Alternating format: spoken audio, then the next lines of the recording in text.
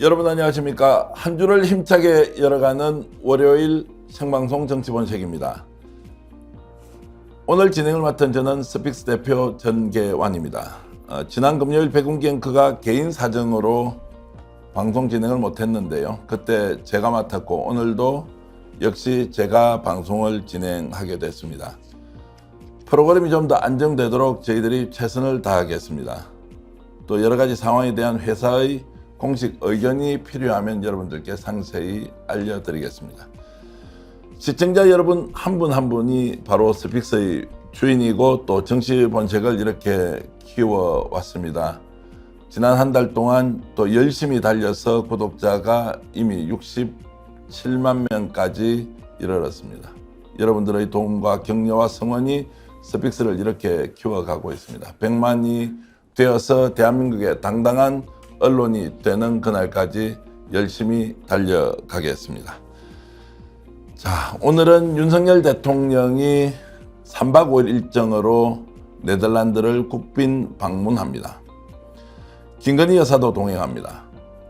반도체 동맹이라는 이름으로 올해만 13번째 해외 순방에 나섰는데요. 큰 성과 거두기를 진심으로 바라겠습니다. 그런데 공교롭게도 오늘이 김건희 여사 명품백 수수 폭로가 있은 지 열흘째 되는 날입니다. 받았는지 돌려줬는지 그리고 위법성은 없었는지 아무런 해명이 없습니다. 대통령실 참모들 이야기를 들어보면 이와 관련된 어떤 조언이나 또는 언급을 할 수 없는 분위기라고 합니다. 당사자가 아무 말을 하지 않으니 그러면 넘어가면 되겠습니까? 해외 순방에 함께하는 분들께 주제넘은 부탁 하나 드리겠습니다. 대통령 부부를 가까이서 대면할 일이 많으니 국민을 대신해서 질문 하나 해 주십시오. 명품백을 받았는지, 보관하고 있는지, 혹시라도 위법성은 없었는지.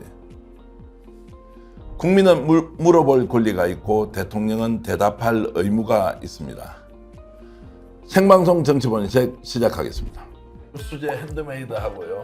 방부제도 안 들어가고요. 특히 종류가 많아서 골라 먹는 재미가 맛있어요. 있고 커피가 맛있어서 네. 같이 먹으면 또 맛있더라고요. 스픽스 몰에 들어가시면 여러분들 맛있는 쿠키 건강하게 드실 수 있습니다.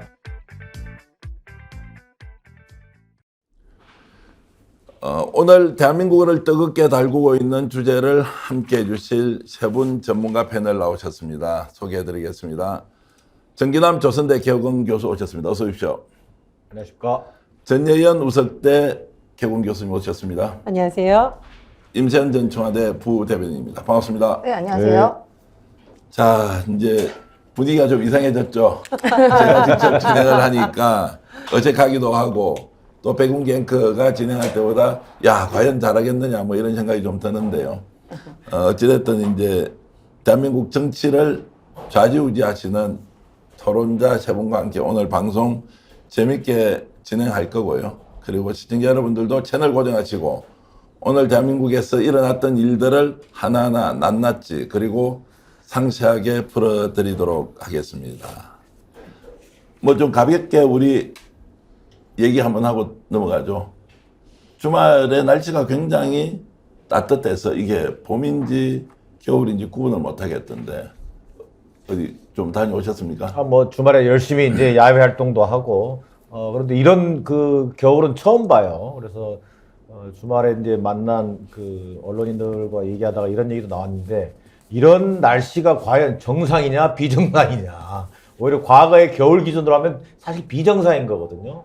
어찌 보면 그러면서 자연스럽게 나왔던 얘기들은 야 이건 우리가 기후변화 얘기하는데 이 기후변화라고 하는 게 이제 현실로 다가오는 거 아니냐. 따뜻한 포근함, 겨울의 포근함은 좋지만 근본적인 어떤 그런 기후변화라고 하는 것이 이제는 우리 눈앞에 닥친 현실이 되는 것 같다. 뭐 이런 얘기도 나눴어요. 그런 면에서 따뜻한 게 따뜻한 것만 아니다. 모든 것이 좀 정상으로 돼야 될 텐데 윤석열 대통령의 국정 운영도 그렇지만 날씨조차도 이상기온 또는 기후변화 이것에 따른 영향이 아닌지 뭐 그런 얘기도 나누면서 웃기도 했던 것 같습니다.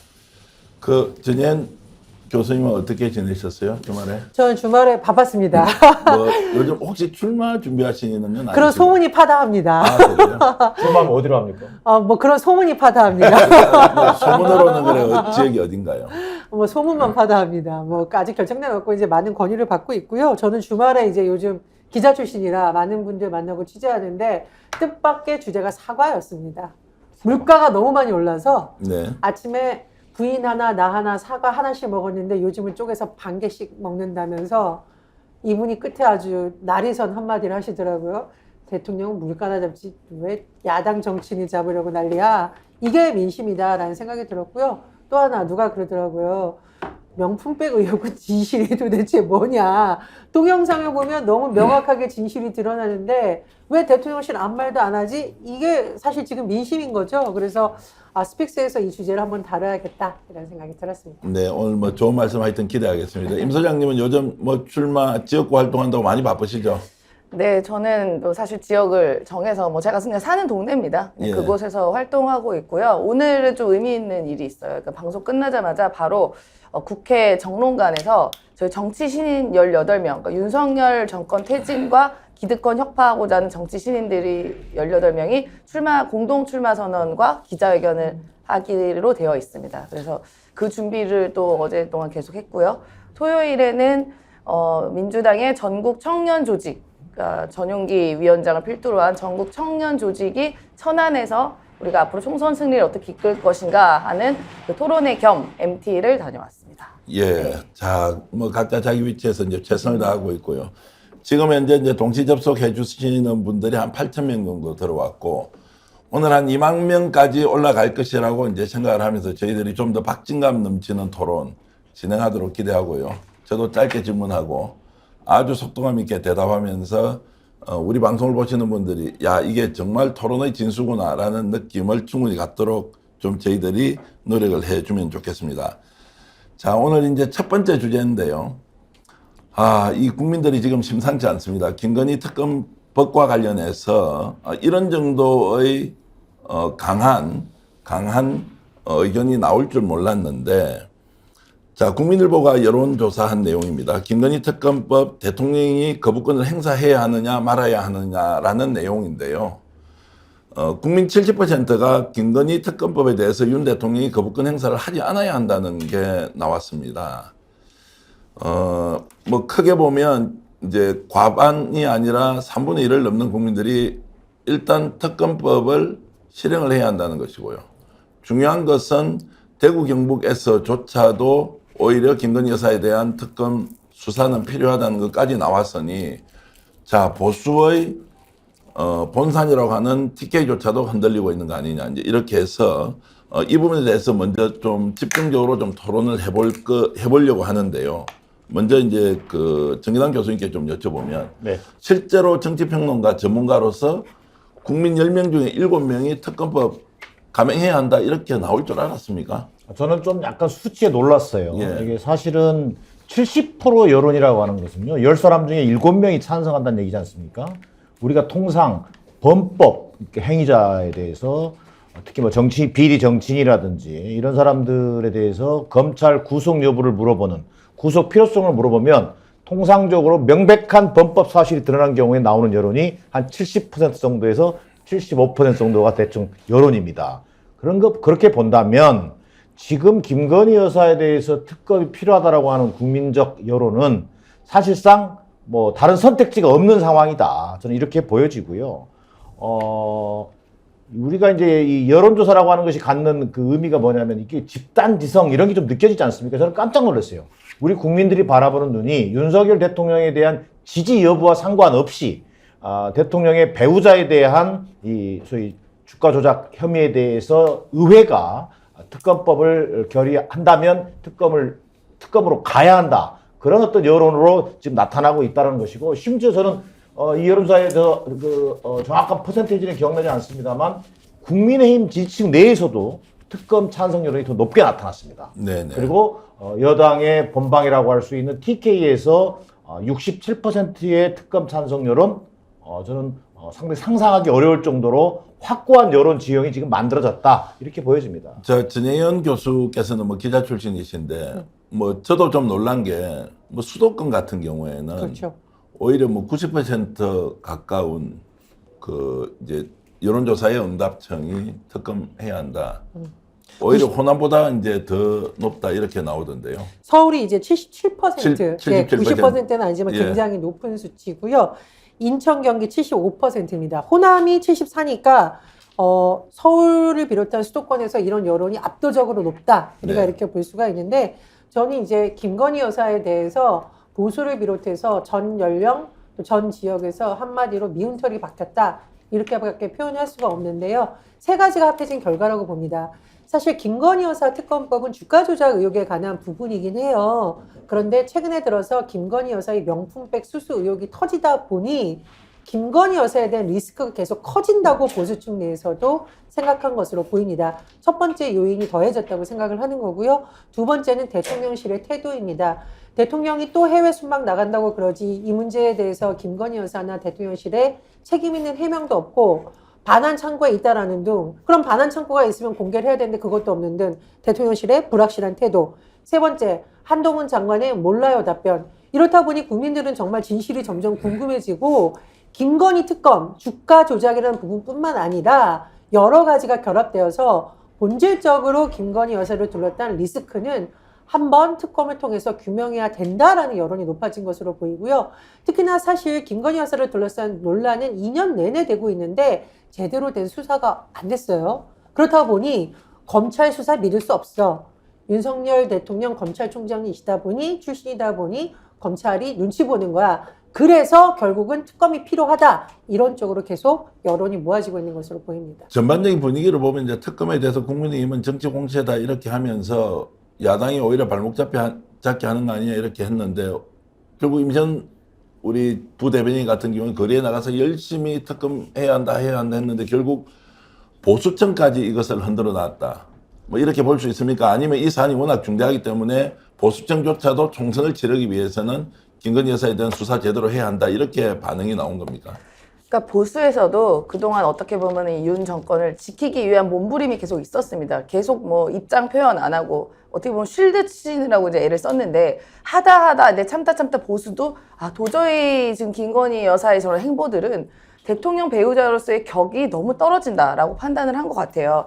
이미 대선 전부터 김건희 여사 관련된 여러 가지 의혹들은 눈덩이처럼 많았지만 그 당시에 김건희 여사에 대해서 그냥 우리가 물 탄 듯 술 탄 듯 지나갔던 이유는 본인이 스스로가 아내로서의 내조만 하겠다라고 그동안 그렇게 이야기를 했었습니다. 그래서 실제로 대선 운동 기간에도 머리카락 하나 안 나왔잖아요. 그 대선 운동 과정에서. 그래서 국민들은 그것을 믿었던 것입니다. 정말 조용한 내조를 하려고 하는구나. 본인 말처럼. 그래서 그 부분을 믿고 선택한 분들도 분명히 있을 거예요. 왜냐하면 어떻게 대통령 배우자가 주가 조작, 학력 조작, 경력 조작 이런 수많은 의혹들이 있는데 대통령은 배우자가 되겠다고 하는 것은 우리 국격에 좀 부끄러운 일이 아닌가라고 참았던 분들이 많이 있었습니다. 그럼에도 불구하고 내조를 하겠다라는 그 말을 믿고 찍었던 분들이 그동안 이제 대통령이 되고 나서 행보들을 봤을 때 이거는 내조만 하겠다고 하는 것이 아니라 오히려 V1, V2라는 얘기가 나올 만큼 대통령 위에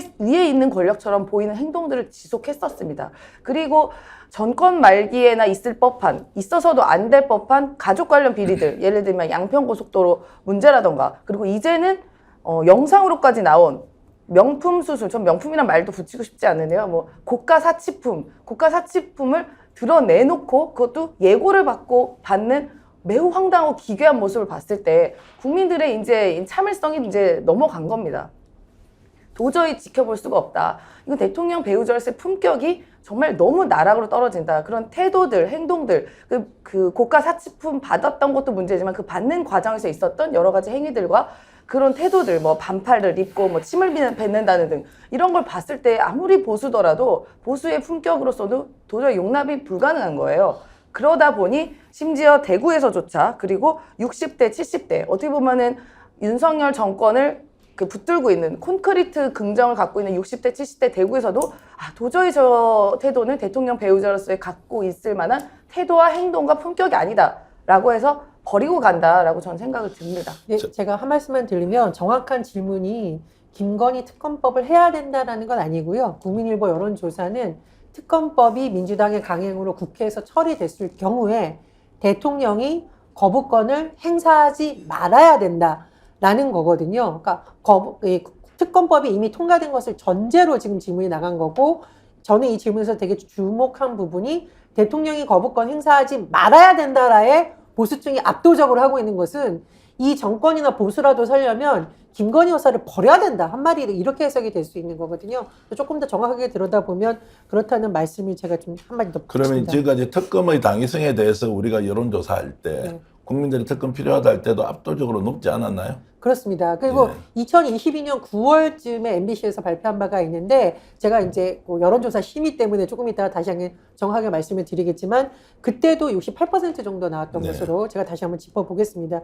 지금 이제 더 높아졌다라고 볼 수가 있는 거고, 그리고 거부권 행사하지 말아야 된다라는 것은 기존의 대통령이 거부권을 행사했던 방송법이라던가 노란봉투법과 김건희 여사를 둘러싼 논쟁은 비교적 질적으로 완전히 다르다, 이렇게 보수층이 보고 있는 거죠.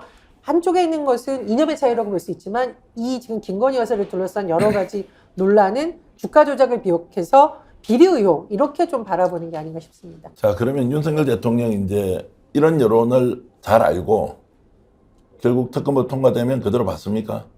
제가 볼 때는 받지 못할 걸로 예측해 봅니다. 불행하게도. 그러면 결국 거부권 행사를 한다 말씀이죠? 저는 거부권 행사라고 하는 그 칼을 쓸 수밖에 없을 것이다. 자, 그러면 지금 좀 전에 전혜인 교수도 지적했습니다만, 특검법 찬반 여론이 아니라 특검법 거부권을 행사하지 말아야 한다는 쪽의 여론이 70%란 말이에요. 그럼 다른 말로 하면 윤석열 대통령의 국정 운영에 대한 지금 비판적 입장을 보여주는 거예요. 그리고 또 하나는 더 나아가서 이 지지 성향, 뭐 정당 지지 여부에 따라서, 또 지역에 따라서 할 것 없이 전체적으로 최소한의 원칙과 상식이라고 하는 것이 무엇이냐. 대통령이 배우자의 특검 여부에 대해서 뭔가 명확한 원칙을 좀 가져달라고 하는 저는 그 여론이라고 보거든요. 그런데 여기에 임하는 윤석열 대통령의 의지는 제가 볼 때 그동안 해왔던 행보를 본다면 지금 대통령실이 보여주고 있는 소위 비정상의 침묵, 이것이 그대로 이 다음 행보를 읽어주고 있다. 자, 대통령실 내부에 그 누구도 대통령께 또는 내부 회의에서조차 자, 김건희 특검법 뿐만 아니라 지금 문제되고 있는 열흘째 지금 침묵으로 일관하고 있는 명품백 선물에 대해서 어떤 입장도 내놓지 못하고 있는 상황들을 보면 지금 윤석열 대통령을 중심으로 한 대통령의 구조 자체가 특검에 대해서는 말도 꺼내지 못하는, 사실은 이런 분위기라고 볼 때 윤석열 대통령이 저는 함부로 뭐 이것을 우리가 일반적으로 기대하는 것처럼 그래도 배우자의 문제이기 때문에 거부권을 행사하지 어렵지 않겠느냐라고 하는 예측은 대단히 낭만적인 생각이다. 저는 이렇게 보여집니다. 자, 거부권 행사를 할 것이다라는 이제 그 전제가 이제 두 가지이지 않겠습니까? 우리 인부 대변인 제가 여쭤볼게요. 윤석열 대통령 이것은 거부권 행사해야 될 만큼 야당의 정치 공세이다라고 규정할 경우 하나가 있고요. 사실 저희들이 지금 좀 심각하게 보고 있는 것 중에 하나는 정말 VIP의 넘버원이 누구냐라고 했을 때 윤석열 대통령이 김건희 여사의 생각을 거스를 수 없다. 그러면 결국 이번에 거부권 행사를 하게 된다면 김건희 여사의 의사 때문에 결국 할 수밖에 없는 거 아니냐라고 이제 본다면 불행하긴 하지만 그 두 가지를 놓고 보면 어떤 경우라고 생각하십니까? 저는 윤석열 대통령이 거부권 행사할 거라고 봅니다. 뭐 저는 보지도 않고도 그렇게 생각이 들거든요. 왜냐하면 사람은 바뀌지가 않습니다. 그리고 특히나 이제 60 정도 넘어가는 사람들은 어떠한 기준에 있어서 바뀌지 않는다고 생각이 들고요. 그리고 윤석열 대통령의 그간에 있었던 일들을 봤을 때 이분은 본인 하고 싶은 대로 하고 어떤 눈치도 보지 않습니다. 그동안 장모 최은순 씨, 그다음에 처형이라고 해야 되나요? 김건희 여사의 오빠 김진우 씨, 그리고 김건희 여사의 여러 가지 의혹들에 대해서도 다 눈 감고 덮어줬습니다. 그런 사람이 갑자기 획 바뀌어가지고 이거를 받는다? 저는 그러지 않을 거라고 보고요. 사람은 변하지 않기 때문에 저는 윤석열 대통령이 아무리 국민적 여론이 70, 80이 넘어가도 절대로 바뀌지 않을 거라고 생각합니다. 왜냐하면 윤석열 대통령은 국민보다 김건희 여사가 더 소중하고 또 정권보다는 김건희 여사가 더 중요하다 생각하고 있을 것 같아요. 오죽하면 이런 말이 나옵니다. 탄핵당하는 것보다 김건희 여사에게 버림받는 것을 더 두려워한다. 이런 얘기가 나올 정도로 윤석열 대통령은 김건희 여사와는 이렇게 척을 질 수가 없는 거 아니냐라는 얘기가 많이 나옵니다. 현실 정치라는 게 이게 이제 혼자서 하는 것도 아니고 집권 여당도 있고 참모도 있고 또 보수 세력이라는 거대 세력이 있는데 실제로 윤석열 대통령이 김건희 여사 때문에 이거를 받는다 못 받는다 의사결정을 한다는 것은 그것은 정치적 행위라고 보기 어려운 거 아닌가요? 그러니까요. 만약 한 사람의 남편으로서 어떤 중요한 사안을 결정할 거라면 대통령에서 물러나셔야 되죠. 그렇죠? 국정운영이라는 것은 특정인의 사인으로서 하는 것이 아니라 엄청난 국가의 운명을 좌우하는 국가 지도자로서의 판단을 내려야 되는 겁니다. 더군다나 윤석열 대통령은 검찰총장 출신 아닙니까? 그리고 이 정부 들어서 가장 강조한 게 뭐예요? 공정과 상식입니다. 그런데 대통령의 배우자가 명품백을 선물로 받는 동영상이 만천하에 공개됐는데 그것과 관련해서 지금 주가 조작 비리 의혹까지 이게 핵심이죠. 특검법은 겹쳐져 있는 상황에서 대통령이 만약에 이것을 거부한다라고 하면 제가 보기엔 근데 국민의힘 내부에서부터 이것을 받아들이기는 쉽지 않을 거라고 봐요.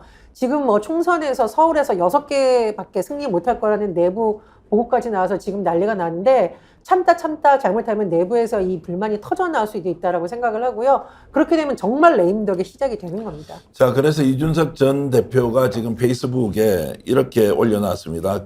김건희 방탄 프레임 다들 미쳤습니까? 이제 표현이 굉장히 좀 강한데요. 선거는 안중에도 없습니까? 김건희 여사 특검 때문에 총선 앞두고 공관위 구성 늦추고 모든 걸 늦춘다? 진짜 하루빨리 공천해서 뛰게 해도 부족한데 수도권 다 포기하고 야 이게 말이 됩니까? 그러면서 이제 미쳤다라는 표현까지 사실 일반적으로 쓰는 표현이 아닌데요. 그만큼 이제 이준석 대표가 절묘하게 파고들어서 이 문제를 지금 공격하고 있고 이것은 정 교수 하신 말씀처럼 좀 더 대통령이 거부권 행사를 한다고 했을 경우에는 국힘 내부에서 상당한 파열이 나올 수 있다 이렇게 이제 볼 수 있는 거죠. 그렇죠. 그러니까 지금 보면은 만에 하나 이 거부권을 만약에 행사하지 않는 상황이 되려면요. 우선은 두 가지 요건이 만들어져야 될 거라고 봅니다. 윤석열 대통령 개인의 판단 갖고는 저는 어렵다. 그것은 앞서 말씀드린 것처럼 그것이 어떤 이유인지는 모르겠습니다만 흔히 한간에서 얘기하는 것처럼 뭐 거의 대통령 배우자가 사실상 대통령 아니냐 뭐 이런 얘기가 나올 정도의 어떤 정서적인 측면이 있겠지만 저는 이 집권 여당의 모습이라고 생각해요. 두 번째가 보수 언론이라고 보여집니다. 자, 집권 여당이 우선 당장 이러다가는 다 죽게 생겼다. 내년 총선 치르나 마나 지금 언론 보도에 나오는 것처럼 자체 당 조사의 결과이긴 합니다만 수도권에서 완전히 전멸하는 상황, 영남 자민련처럼 TK 정당으로 전락하는 모습, 이걸 과연 집권 여당이 견뎌낼 수 있을 것인가. 두 번째, 지금 일부 보수 언론이 아직 그 명품백 문제라든가 이런 문제를 제대로 보도하고 있지도 않습니다만 벌써 김건희 리스크를 더 이상 안고 가는 것은 윤석열 정권의 엄청난 결정적인 어떤 폐악이 될 거다. 이런 지적들을 하기 시작하면서 보수력 자체가 완전히 윤석열 정권으로부터 뭔가 좀 멀어지기 시작하는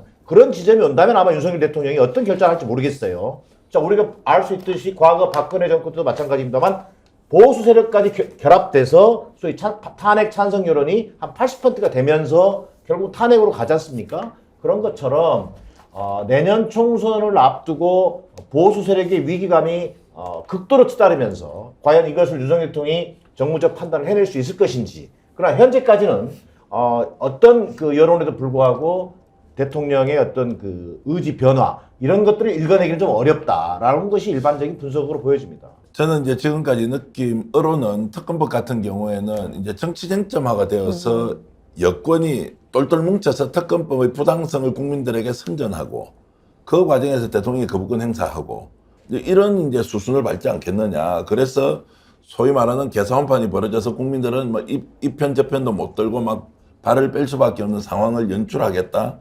그런 느낌을 얼마 전에 윤재욱 전 원내대표도 이게 뭐 정치 공세다라고 했는데 최근 며칠 사이에 이런 기류가 확 바뀌었어요.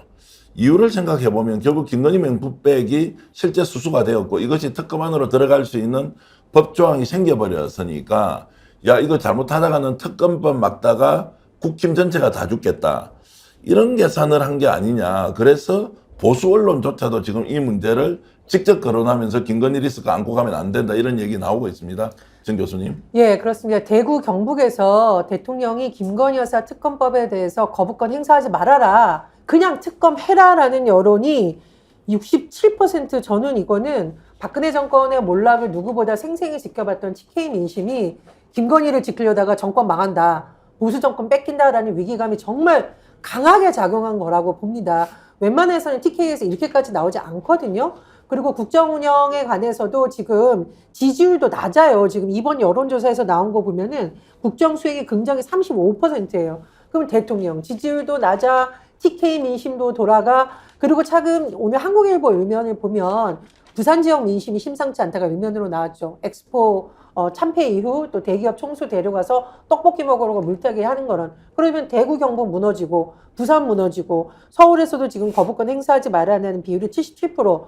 보수가 보기에도 이러다가 진짜 예전에 박근혜 정권처럼 국정농단, 비선농단까지 가서 나라 거덜나고 망한다라는 위기감이 굉장히 작용하고 있기 때문에 지금 아마 국민의힘 지도부가 조금 고민을 하는 것은 아닌가 싶은데 문제는 김기현 대표의 지금 행보가 지금 말씀해 주신 대로 어떻게 그림을 그려가지고 연말까지는 김건희 여사를 지키는 쪽으로 가려는 거 아닌가 이렇게 보이는 행보가 많죠. 그렇다 보니 지금 오늘 보니까 뭐 하태경 의원도 김기현 대표부터 아예 물러나라 이런 목소리가 나오는데 제가 보기에 시간이 갈수록 이 목소리는 더 커질 가능성이 높다고 봅니다. 제가 보기에는 일단 보수 언론까지 나서서 특검과 관련된 김건희 여사의 흔적을 좀 지우기 시도하는 게 그냥 단순히 특검법 통과와 관련된 정치 쟁점의 결과가 어떻게 되느냐가 아니라 실제로 앞으로 전국을 가르는 굉장히 중요한 분수령이 될 가능성이 있다고 보고요. 그래서 보수 언론 쪽에서도 지금 해외 순방이 잦다거나 PK가 흔들린다 또는 뭐 이런 이야기들이 쭉 나오고 있어서 지금 우리 준비한 일단 관련 기사 한번 보시죠. 지지율 하락에 영부인 리스크, 윤 발길 무거운 네덜란드 순방 이게 지금 조선일보 기사입니까? 조선일보가 이렇게 기사를 썼고요. 중앙일보도 PK마저 흔들린다. 이렇게 지금 기사를 쓰면서 뭔가 이제 경고의 이런 강도를 좀 높여간다 이런 느낌인데 자 그러면 이렇게 하면 임시부 대변인 대통령이 안 받을 수 없는 거 아닙니까? 그러니까 싸움으로 보면 대통령이 거부권 행사를 해버리면 완전히 큰 싸움이 돼서 실제 총선에 대통령이 완전 배제될 수도 있는데 이런 압박에도 대통령이 견딜 수 있다고 보십니까? 어떻습니까? 그러니까 저는 안 받을 거라고 봐요. 좀 그간 대통령의 태도를 봤을 때는 뭐 그런 거 안 봅니다. 아니 그게 상식이 예. 아니어서 제가 똑같은 질문을 드리는데 상식적이지 않잖아요. 대통령의 태도들이. 지금까지 상식에 기반했다면 이런 식의 태도는 나올 수가 없고 만약에 상식적인 대통령이었다면요. 지금까지 양평고속도로 문제라던가 또 김건희 씨 관련해서 이번에 고가 사치품 받았던 것이라던가에 대해서 대국민 사과를 하던가 어떤 해명을 하던가의 태도가 상식적이지 지금까지는 뭐가 나온 게 있습니까? 그냥 본인들이 불리하면 입 딱 닫고 얘기 안 하잖아요. 그리고 지금 상식적이라면요. 김건희 여사 데리고 저렇게 순방 갈 수가 없습니다. 지금 본인들 문제 이렇게 계속 나오는데 그래서 저는 이 비행기 안에서도 특검 받기만 해 이렇게 얘기할 것 같아요. 김건희 여사가 대통령한테. 그래서 지금 보면 윤석열 대통령은 임기가 정해져 있습니다. 뭐 그 안에 탄핵 당할 수도 있을지 모르겠지만 그런데 총선 같은 경우도 본인 문제가 아니라고 생각할 거예요. 어차피 남의 일도 아니고 그리고 윤석열 대통령 같은 경우는 어차피 국민의힘 사람도 아니었습니다. 그냥 검찰이었고 어떻게 보면은 지난 정부에 고위직에 있었던 사람인데 국민의힘으로 그냥 전향한 거죠. 그럼 국민의힘 입장에서도 이 윤석열 대통령이라는 사람에 대한 로열티 그리고 윤석열 대통령 스스로도 국민의힘이 어떻게 되든가 말든가 그닥 상관없고 본인의 안위가 더 중요할 것 같아요. 그러니까 예를 들면 특검을 수용한다 하면 가정이 파탄 나는 겁니다. 근데 특검을 거부한다 하면 뭐 정권 파탄, 당 파탄 나는 거죠. 그런데 윤석열 대통령의 생각에는 정권이 파탄 나도 난 임기 유지하면 되는 것이고 김건희 여사와 행복하게 잘 살면 되는 것이고 당 파탄 나도 어차피 내 당이 아닌 거예요. 저는 그런 판단을 하고 있습니다. 자 그러면 저는 좀 심각하게 좀 정 교수님께 질문을 드려야 하는데 자 보수 언론과 국힘 내부에서 특검법 받아야 한다. 김건희 여사 뭐 어찌됐든 특검 거부권 행사하면 안 된다고 하는데 대통령이 나 거부권이다 그러면서 지금 나와 있는 뭐 공관위의 구성도 늦추고 또 뭡니까 이제 그 김기현 체제도 계속 유지하는 이유가 결국 제의라는 과정이 있지 않습니까? 대통령이 거부권 행사를 하면 국회에서는 제적 과반과 그리고 출석 의원 3분의 2 동의로 다시 의결을 해야 하는데 그때 국민의힘에서 혹시 반란표가 한 16표라 그러더라고요. 그 정도 나왔을 경우에 끝나니까 야 국민의힘이 내년 총선을 위해서 해야 하는 여러 가지 혁신의 작업들을 중단하고 일단 특검법이 실제 통과되는 거를 막기 위해서 야 그러면 정치가 파탄 나는 거 아닌가요? 정치 파탄에 그 만약에 정말 관심도 있고 나름대로 그걸 심각하게 봤다면 이런 상황을 만들진 않겠죠.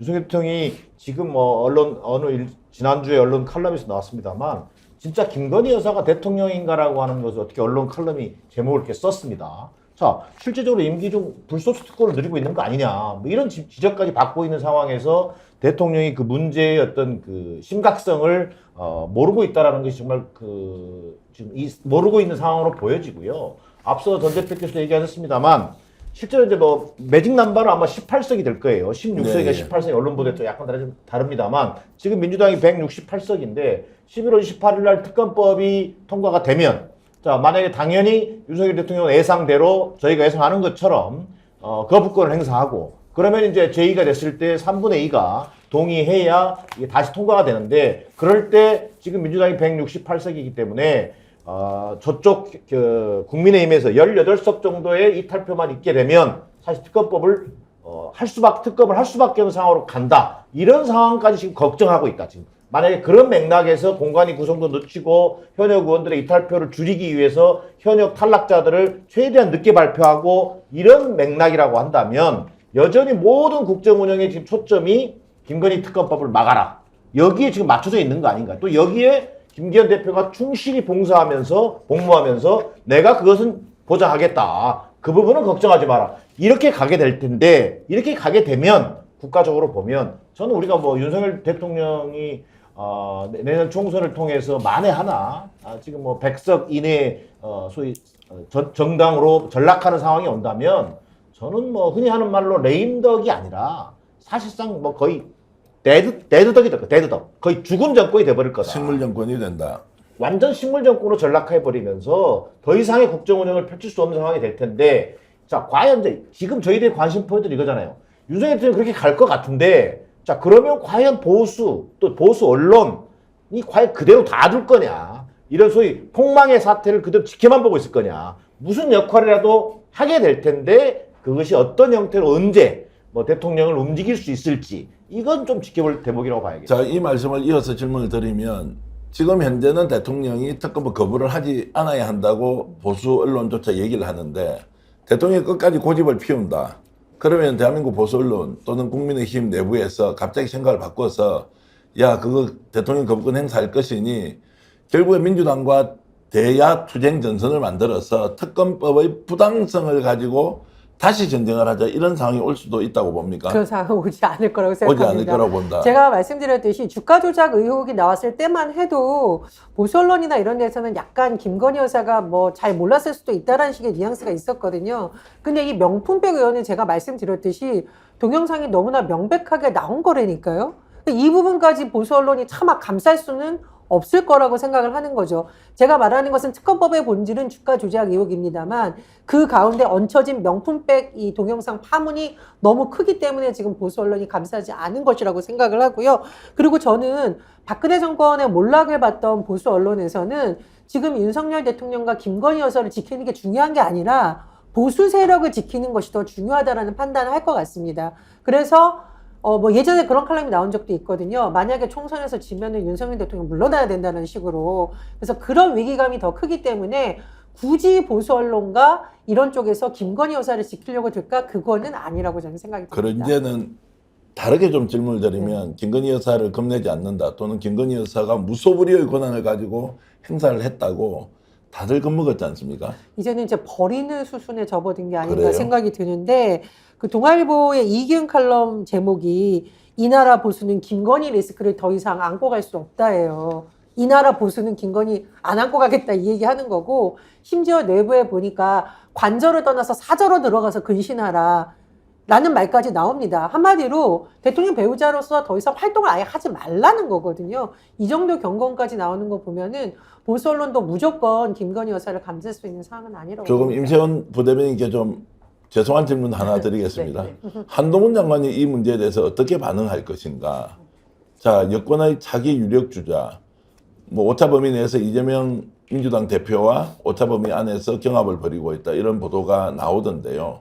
자, 한동훈 장관이 이 문제를 어떻게 보느냐도 굉장히 중요할 것 같은데 임 소장 어떻게 나올 것 같습니까? 아니 뻔히 나왔잖아요. 대답이 알지를 못한다고 이야기를 하지 않습니까? 이 명품백 관련해서 알고 있지 못하다, 보도에 안 나와서 알고 있지 못하다라는 희게 망측한 이야기를 하지 않습니까? 아니, 특검법 관련해서 특검법에 대해서는 거부권 행사를 하라 대통령이 이렇게 나올까요? 이렇게 말하겠죠. 대통령의 의중이 존중한다. 이건 대통령의 권한이기 때문에 나는 할 말이 없다. 근데 좀 뻔한데요. 한동훈 장관의 어법으로 봤을 때. 그분은 그냥 벗꾸라지가 아니고 그렇죠. 한꾸라지가 예. 그렇게 되는데 우리 한동훈 장관 뭐 그 말 특징 있잖아요. 본인이 말하고 싶을 때는 뭔가 디테일까지 뭐 다다다다다다 막 랩하듯이 이야기하면서 뭔가 불리하면 나는 몰랐다. 뭐 그거는 내 권한이 아니다. 뭐 이런 식의 태도들 봤을 때 결국 저 말씀대로 하면 이제 한동훈 장관은 명품백 존재에 대해서 몰랐다고 일단 발을 뺐고 우리 임세현 부대변인 예상대로 네. 특검법 대통령 거부권 행사 어떻게 할 거냐? 그거 뭐 대통령 뜻에 따르겠습니다 이러면 이 정치인으로서 독립성이나 존재감이나 무게감이 확 떨어지잖아요. 그렇죠. 야, 한동훈 왜 이래? 이게 상식적인 수준에 대답하지 않네? 이러면 보수층에서도 이렇게 지금 특검법 거부권 행사하면 안 된다고 하는데 한동훈이 오히려 그쪽으로 타지 않고 반대쪽으로 타면 한동훈도 상당히 타격이 있는 거 아닌가요? 실제로 타격을 입게 되죠. 지금 현재 한동훈 지지율에 대해서도 언론들이 많은 관심, 보수 언론들이 특히 띄우게 나서 있는데 뭐 차기 대선 여론조사를 한다든지 해서 한동훈이 뭐 지지율이 올라서 2위다, 뭐 이재명 뭐 대표의 뭐 턱밑까지 올라왔다 이런 보도도 하는데요. 실제 보수 진영 내부에서의 어떤 지지율 합을 보면 큰 차이가 없습니다. 지금 실제로. 자, 그러면 왜 한동훈 지지층이 과연 그럼 이번 총선에서 뭐 중도 확장성을 좀 보여줄 수 있을 거냐? 실제 한동훈 지지를 분석해 보면 보수층과 지금 현재 윤석열 정권을 지지하는 층에서부터의 관심이란 말이에요. 여전히 중도 확장성의 어떤 한계를 드러내고 있는 상황이란 말이에요. 이런 속에서 왜 그러면 중도 확장성의 한계를 드러내느냐? 한동훈이 독립된 정치인으로서 윤석열 대통령이 할 말은 하고 최소한 우리가 얘기하는 원칙과 상식이라고 하는 것을 기준으로 해서 대국민 메시지를 한다면 아마 한동훈 지지율이 어느 정도 상승할 수도 있고 또 관심 자체도 실제로 이게 실제적인 어떤 여론이 될 가능성이 있다. 그러나 지금 현재 보여주는 한동훈의 모습은 완전히 그냥 윤석열 대통령의 충성스러운 법무부 장관인 것이죠. 그렇기 때문에 정치인으로서 한계는 뚜렷하다. 이게 보수의 관심을 사고 이번 총선에서 일정한 자기가 배지를 다는데 국회의원이 되는 데까지는 역할을 할지 모르겠으나 소위 보수 세력을 대표하거나 또는 중도층을 견인하거나 이런 역할을 할 수 없기 때문에 한동훈의 한계는 명백하게 드러날 걸로 보여집니다. 근데 현장에서 이제 정치부 기자 출신으로서 많은 정치인을 이렇게 이제 대면할 텐데 제가 이제 이 상황을 굳이 거꾸로 제가 돌려서 시나리오를 써보면 자, 명품백 문제 나왔을 때 솔직히 받았습니다. 범죄 사실인 줄 몰랐습니다. 대국민 사과하고 미안합니다. 돌려드리겠습니다. 혹시라도 김영란법 위반이라면 검찰 수사 제가 먼저 자진해서 응하고 응당한 책임을 지겠습니다. 라고 물러났고 특검법은 이미 논쟁이 됐으니까 이 부분에 대해서는 대통령이 거부권 행사를 한다. 이러면 쟁점이 좀 더 커지겠지만 어느 정도 수습이 가능한 상황을 대통령 스스로 벌였다. 김건희 여사 스스로 벌였다. 좀 더 나가면 대통령실 참모들의 정무적 감각이 거의 땅바닥 수준이다. 이런 생각이 좀 듭니다. 제가 국민의힘 관계자들 만나가지고 이걸 물어보기만 하면 다 고개를 푹 숙이고 한숨을 쉬고 말을 못합니다. 그러면서 나한테 물어봤다라는 것도 어디 가서 얘기하지 말아달라고. 그러니까 무서운 거죠. 김건희 여사에 대한 말은 거의 금기시되어 있다라고 하는데 이게 정당입니까? 이게 정치인입니까? 전 진짜 묻고 싶고요. 자, 한동훈 장관이 딱 등장하실 때 배경음악으로 그대 앞에만 서면 나는 왜 작아지는가 그 음악 깔아드리면서 김건희 여사 앞에만 서면 왜 한동훈 법무부 장관은 약해지는가 라고 묻지 않을 수가 없어요. 저는 한동훈 장관이 이렇게 애매모호한 태도 취하는 이상은 차기 정치인으로서 독립할 수 있는 가능성 적다고 보고요. 아까 말씀하셨는데 뭐 대통령에게 충성한다라고 하는데 이 정도면 대통령에 충성하는 것이 아니라 김건희 여사에 충성한다고 봐야 되는 거죠. 명백하게 지금 동영상 다 나온 상황에 대해서 모른다라고 해서 빠져나갈 수 있는 문제는 좀 아니라고 봅니다. 자, 민주당 굉장히 좋아지고 있습니다.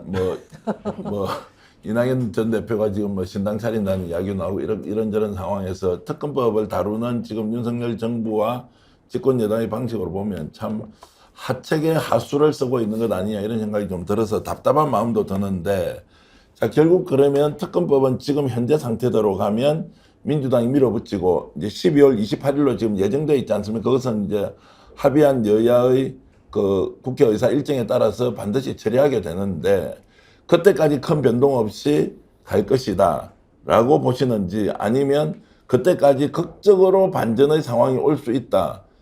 임 소장님 제가 일부러 대답을 좀 부탁드리겠습니다. 그럴 상황이 올 수도 있다고 전제하는 시나리오는 불가능합니까? 아, 택도 없는 소리죠. 전 택도 없는 소리다. 택도 없는 소리라고 봅니다. 지금 상황에서 만약에 반전이 된다? 김건희 특검법에 대한 반전이 있다? 민주당이 그걸 견딜 수 있을까요? 절대 못 견딜 겁니다. 그럴 일도 없을 거라고 보고요. 끝까지 밀어붙일 것이고 더 나아가서는 사실 지금 김건희 특검법에는 양평 고속도로 건이라던가 지금 뇌물수수 고가품 뇌물수수의 건은 있지도 않아요. 그냥 주가 조작에 대한 의혹밖에 없습니다. 저는 더 나아가서 민주당이 이번에 고가 뇌물품 수수 건과 양평 고속도로까지 얹어야 된다고 봐요. 그렇게 실제적으로 실무적으로 가능할지는 이제 아마 따져봐야 될 것 같은데요. 지금 뭐 김건희 그 당시에 우리가 민주당에서 김건희 여사 특검법에 대해서 발의를 하려고 했을 때 반대했던 사람들이 있었습니다. 뭐 예를 들면 시대전환의 조정훈 의원이라던가 혹은 또 민주당에서 일부 분들이 역풍 분다해서 반대했었는데요. 역풍이 어디 있습니까? 지금 이렇게 많이 나오는데 이거 반대하고 바뀐 결과가 나오면요. 그거야말로 정말 국민적인 역풍을 부는 겁니다. 그리고 한동훈 장관 뭐 아까 얘기한 거 제가 좀 저도 하나 덧붙이면 뭐 지지율 2위 나오는데요. 완전 신기루입니다. 신기루. 아니 한동훈 장관이 정치인으로서 어떠한 우리가 행보를 봤습니까? 그냥 국무장관으로서 본인이 대통령 대신 도어 스태핑하면서 야당에 대해서 비판하고 야당 대표에 대해서 비판하는 거 말고는 한 게 뭐가 있어요? 그럼 너무 사사로운 겁니다. 살아있는 권력에 대해 수사를 한다면서요. 지금 살아있는 권력, 팔딱팔딱 화로처럼 살아있는 이 김건희 여사 관련된 여러 가지 비리 혐의들 줄줄이 나오고 있는 거에 대해서 입 딱 닫고 모른다 한다? 그러면은 한동훈 장관은 언론에 안 나오는 여러 가지 범죄 행위는 수사 안 할 겁니까? 언론에 안 나온다고 수사를 안 해요? 아니 언론에 그리고 나왔어요. 모르면 알려드릴게요. 스픽스에도 나오고요. 서울의 소리에도 나오고 JTBC에서도 나옵니다. 한동훈 장관이. 그거 보시고 수사하시면 되겠네요. 그러면. 그리고 한동훈 장관이 왜 대통령 뭐 지지율 2위 나오는 거는 언론을 통한 강제 관심 주입이라고 봅니다. 그래서 마치 무슨 대단히 세련되고 뭐 새로운 인물처럼 보이지만요. 한동훈 장관의 그림자 뒤에는 윤석열 대통령이 서 있어요. 그러니까 이른바 한동훈 장관 이 꼴 뭐냐? 약간 세련되고 술 안 먹는 윤석열 대통령입니다. 윤석열 대통령 얼굴로 총선 치를 수 있겠어요? 그럼 윤석열 대통령이 예를 들어 나락의 길로 간다. 김건희 여사 건이든 뭘로. 그러면 한동훈 장관이 과연 그 술 안 먹고 세련된 윤석열인데 그걸로 어떻게 제2의 대안이 될 수 있겠습니까? 절대 불가능합니다. 제가 이제 12월 28일 날 특검법이 통과되는 상황까지 대통령이 지금 생각을 좀 바꿀 수 있겠나 이런 압박을 받고 정말 견딜까 못 견딜 것이다 또는 본인이 생각을 바꿔야 총선 어느 정도 상식적 수준에서 승부할 수 있다 이렇게 보는데 대통령 진짜 바뀔 가능성은 없다고 그러니까 보시나요? 유일하게 아마 기회가 있다면 예. 민주당의 어떤 이 특검법 처리 의지야 뭐 이미 확인된 거죠. 예. 자 그럼 결국 남아 있는 것은 윤석열 대통령이 특검법 거부권도 지금 어느 정도 우리가 확인되고 있지 않습니까? 우리 전망에 비춰본다면. 그런데 만약에 이번에 네덜란드 다녀와서 집권 여당 내 어떤 정무적 컨트롤 타워가 좀 움직인다. 이게 김건희 여사 리스크가 이게 만만치가 않다. 이게 특검법 거부권 행사에도 큰 부담을 줄 가능성이 크다. 자 그렇다면 뭔가 여기서 하나의 장치를 만들어야 되겠다. 이러다가는 보수 폭망한다. 총선 폭망, 그 다음에 결국은 식물 정권. 이 가능골을 어떻게 우리가 그냥 두고 볼 수 있느냐. 자, 그러면 제가 볼 때 거기서 건져낼 수 있는 것이 이번에 명품백 이 문제와 관련해서 이것은 어찌 보면 움직일 수도 없는 사실이거든요. 이 문제에 대해서 정말 예를 들어서 뭐 어떻게면 공개적인 사과 이것을 아마 대통령실에서 건의한다든지 해서 이것을 이것의 뭐 진실을 밝혀내는 차원에서의 어떤 그 사과가 아니라 어떤 움직일 수 없는 팩트이기 때문에 여기에 대해서 사과하고 뭐 나름대로 또 나름 청탁금지법 위반이라든가 이런 거에서 철저하게 뭐 조사받겠다든가 이런 식의 액션을 취함으로 인해서 뭐 윤석열 대통령이 그냥 김건희 여사를 그냥 감싸고 있는 것만 아니네 라는 과연 여론 반전 이걸 노려볼 수는 있겠다. 그러나 그 가능성 또한 지금까지 대통령실과 집권 여당의 참모들이 보여준 모습으로 본다면 판단한다면 그 역시도 불가능해 보인다. 제가 이제 이 질문을 두 분께 드린 이유가 오늘 아침에 이제 뉴스공장에 나온 홍익표 전 현재 원내대표죠. 민주당 원내대표 홍익표 의원의 발언이 거부권 행사에 대한 질문을 하니까 50대 50으로 본다 이 이야기를 하더라고요. 이제 그것은 뭐 단순히 우리가 전망을 하듯이 대통령이 마음을 바꿀 수도 있고 또는 바꾸지 않을 수도 있다는 것으로 5대 5라고도 할 수 있지만 한편으로는 이 특검 문제를 가지고 민주당이 정치적으로 여당과 뭔가 모종의 합의를 할 수 있는 거 아니냐 이런 느낌이 뭐 저는 모르겠습니다. 일단 저는 뭐 제 촉으로 보면 그런 게 있을 것 같아서 예를 들면 이런 거죠. 자, 명품백 문제와 관련 대국민 사과를 하고 별도로 수사를 받겠다라고 일단 떼내고 특검법 문제는 특검도 아예 제한적으로 도이치모터스만 가져가자. 더 이상 확장하지 말자. 지금은 당장 확실하게 드러난 증거만 하더라도 양평 게이트 같은 문제는 실제로 도이치모터스보다 훨씬 더 큰 문제인데 이거를 의도적으로 배제한다든지 해서 지금까지 국민들이 좀 실망스럽게 민주당을 의심하고 있었던 대목. 적정하게 정치적 타협을 하고 정치적 성과는 가져가는데 실제로 국민들의 의혹을 불식시키는 데는 한계가 있는 방식으로 뭔가 민주당이 타협을 할 여지가 있는 거 아니냐라고 해서 제가 이제 질문을 좀 드린 것이고, 물론 이것은 홍익표 원내대표에 대해서 제가 오해를 할 수도 있는데, 그래서 이런 것들이 정치적 타협을 통해서 윤석열 한 발 빠지고 대국민 사과하고 정면 충돌을 피한다 이런 상황은 전혀 예상 못 할까요? 제 생각에는 김건희 여사가 눈물을 흘리면서 사과 쇼를 할 가능성은 일부분 있다고 봅니다.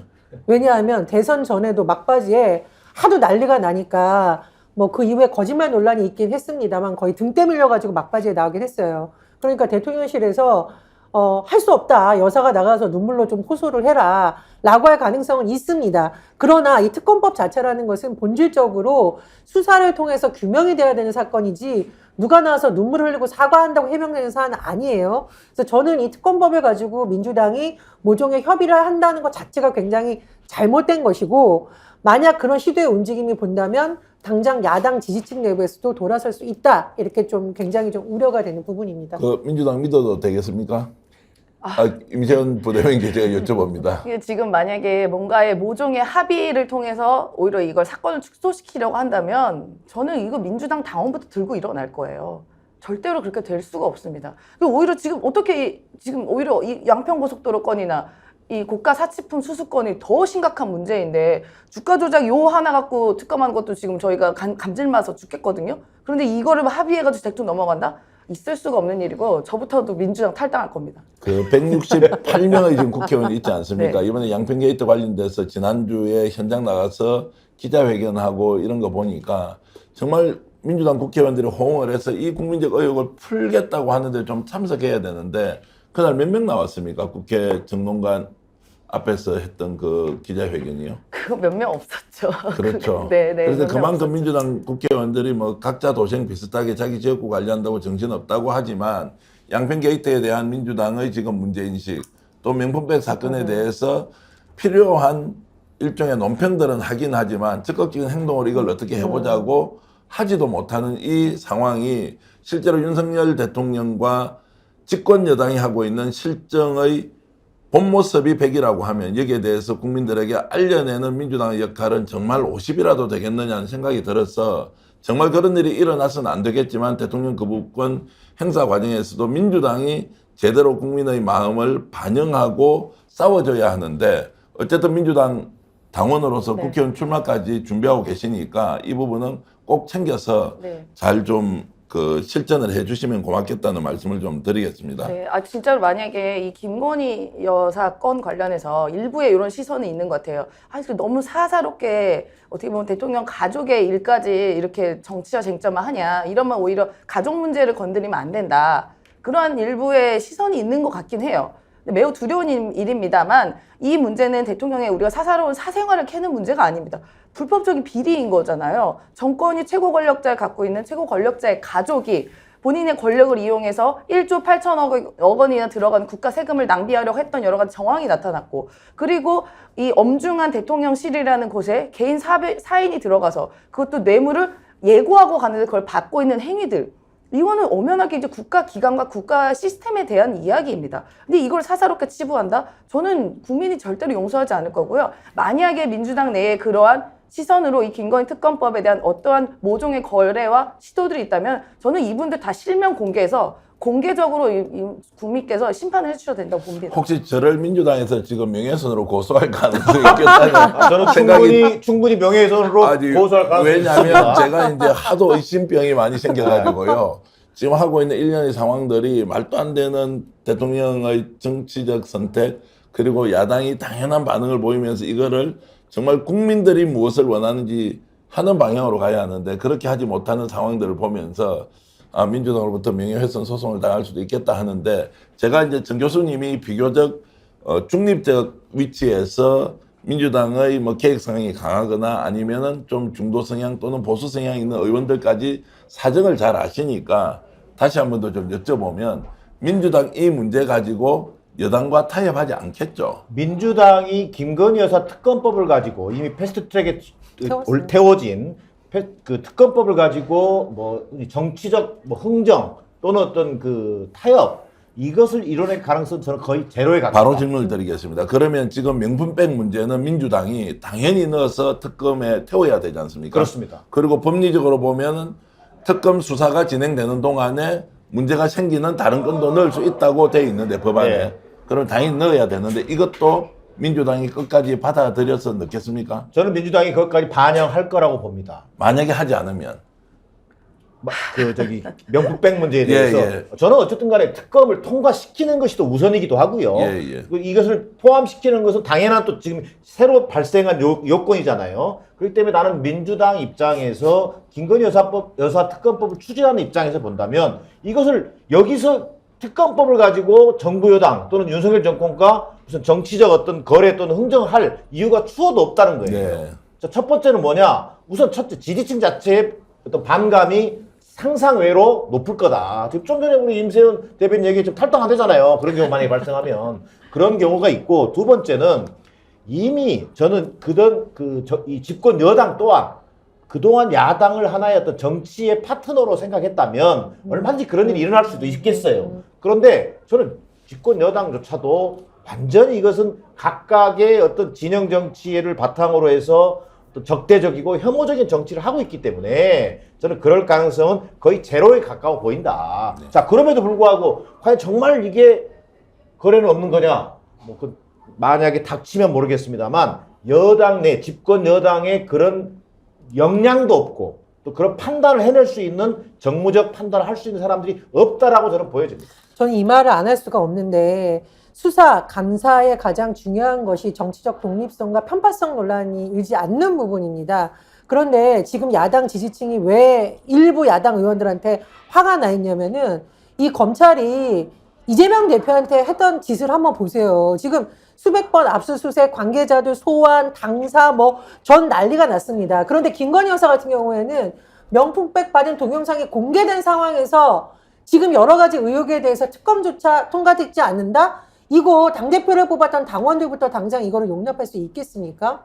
한쪽 자기 당대표에 대해서는 공정하면 나가서 수사받아라 이렇게 말했던 일부 의원들이 김건희 여사 명품백 의혹이라던가 주가 조작 비리 의혹에 대해서는 타협을 한다? 전 이거 진짜 정말 탈당 사태 일어날 거라고 봅니다. 자, 민주당은 이제 그렇게 그럴 가능성이 거의 없다고 이제 보고요. 그러면 이제 김기현 체제가 지금 이렇든 저렇든 오찬 회동을 하고 난 뒤에 살아났습니다. 뭐 정확하게 얘기하면 죽지 않았습니다. 이런 표현이 맞을 텐데 이것도 혹시 명분백 드러나고 나서 특검에 정말로 표결에 지금 현재 김기현 체제를 이용해야 되겠다는 대통령의 정무적 판단 있었다고 보십니까? 예, 저는 지금 김기현 대표 생명을 일시적으로 연장시켜준 것은 대통령실의 영향이 분명히 있다고 보고 그 이면에는 이른바 김건희 여사를 지키기 위한 국민의힘이 맨날 말하는 방탄국회를 김건희 방탄국회로 만들어는 명확한 목적이 있다. 저는 이렇게 생각을 해요.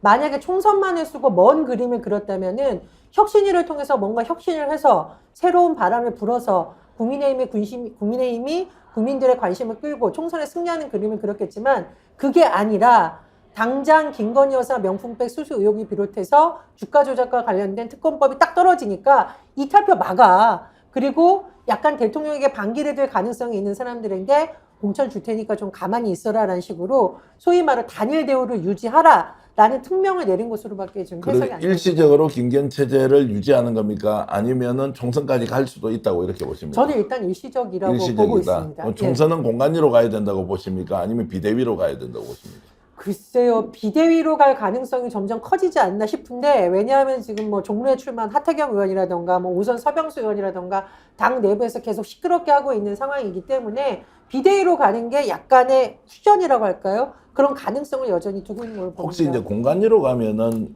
공관위원장이 당대표 권한을 대행한다는 얘기는 들었는데, 실제로 그 권한 대행이 당대표의 권한 전체를 공관위원장이 가져갈 수도 그런 있습니다. 공관위원장은 없죠. 없죠. 그건 당대표 체제 하에 공관위원장인 것이고요. 예. 지금 여기서 얘기하는 비대위라고 하는 것은 당대표의 권한 자체를 이양하는 거예요. 자, 그러면은 공관위하고 비대위 부분에서 지금 이제 김기현 체제는 일단 끝난다고 보는 게 맞습니까? 김기현 체제가 이게 저는 이 총선 때까지 현실적으로 과연 김기현 체제를 바꿀 수 있겠느냐. 4개월밖에 남지 않았는데 이런 현실적인 문제가 있을 거예요. 두 번째, 공관위원장을 임명해서 사실 지금 거론되고 있는 여러 후보들이 있습니다. 뭐 김병준이라든가 김한길이라든가 여러 사람이 거론되고 있는데 만에 하나 공관위원장을 사실 비대위원장급 공관위원장이죠. 이를테면 그런 사람을 통해서 이 상황을 한번 돌파해보자. 이렇게 생각을 할 수 있을 것 같아요. 근데 그것 또한 역시 뭐 비대위 체제라기보다는 만약에 김기현 체제를 인정하는 속에서의 공관위로 갈 것인지 아니면 김기현 체제를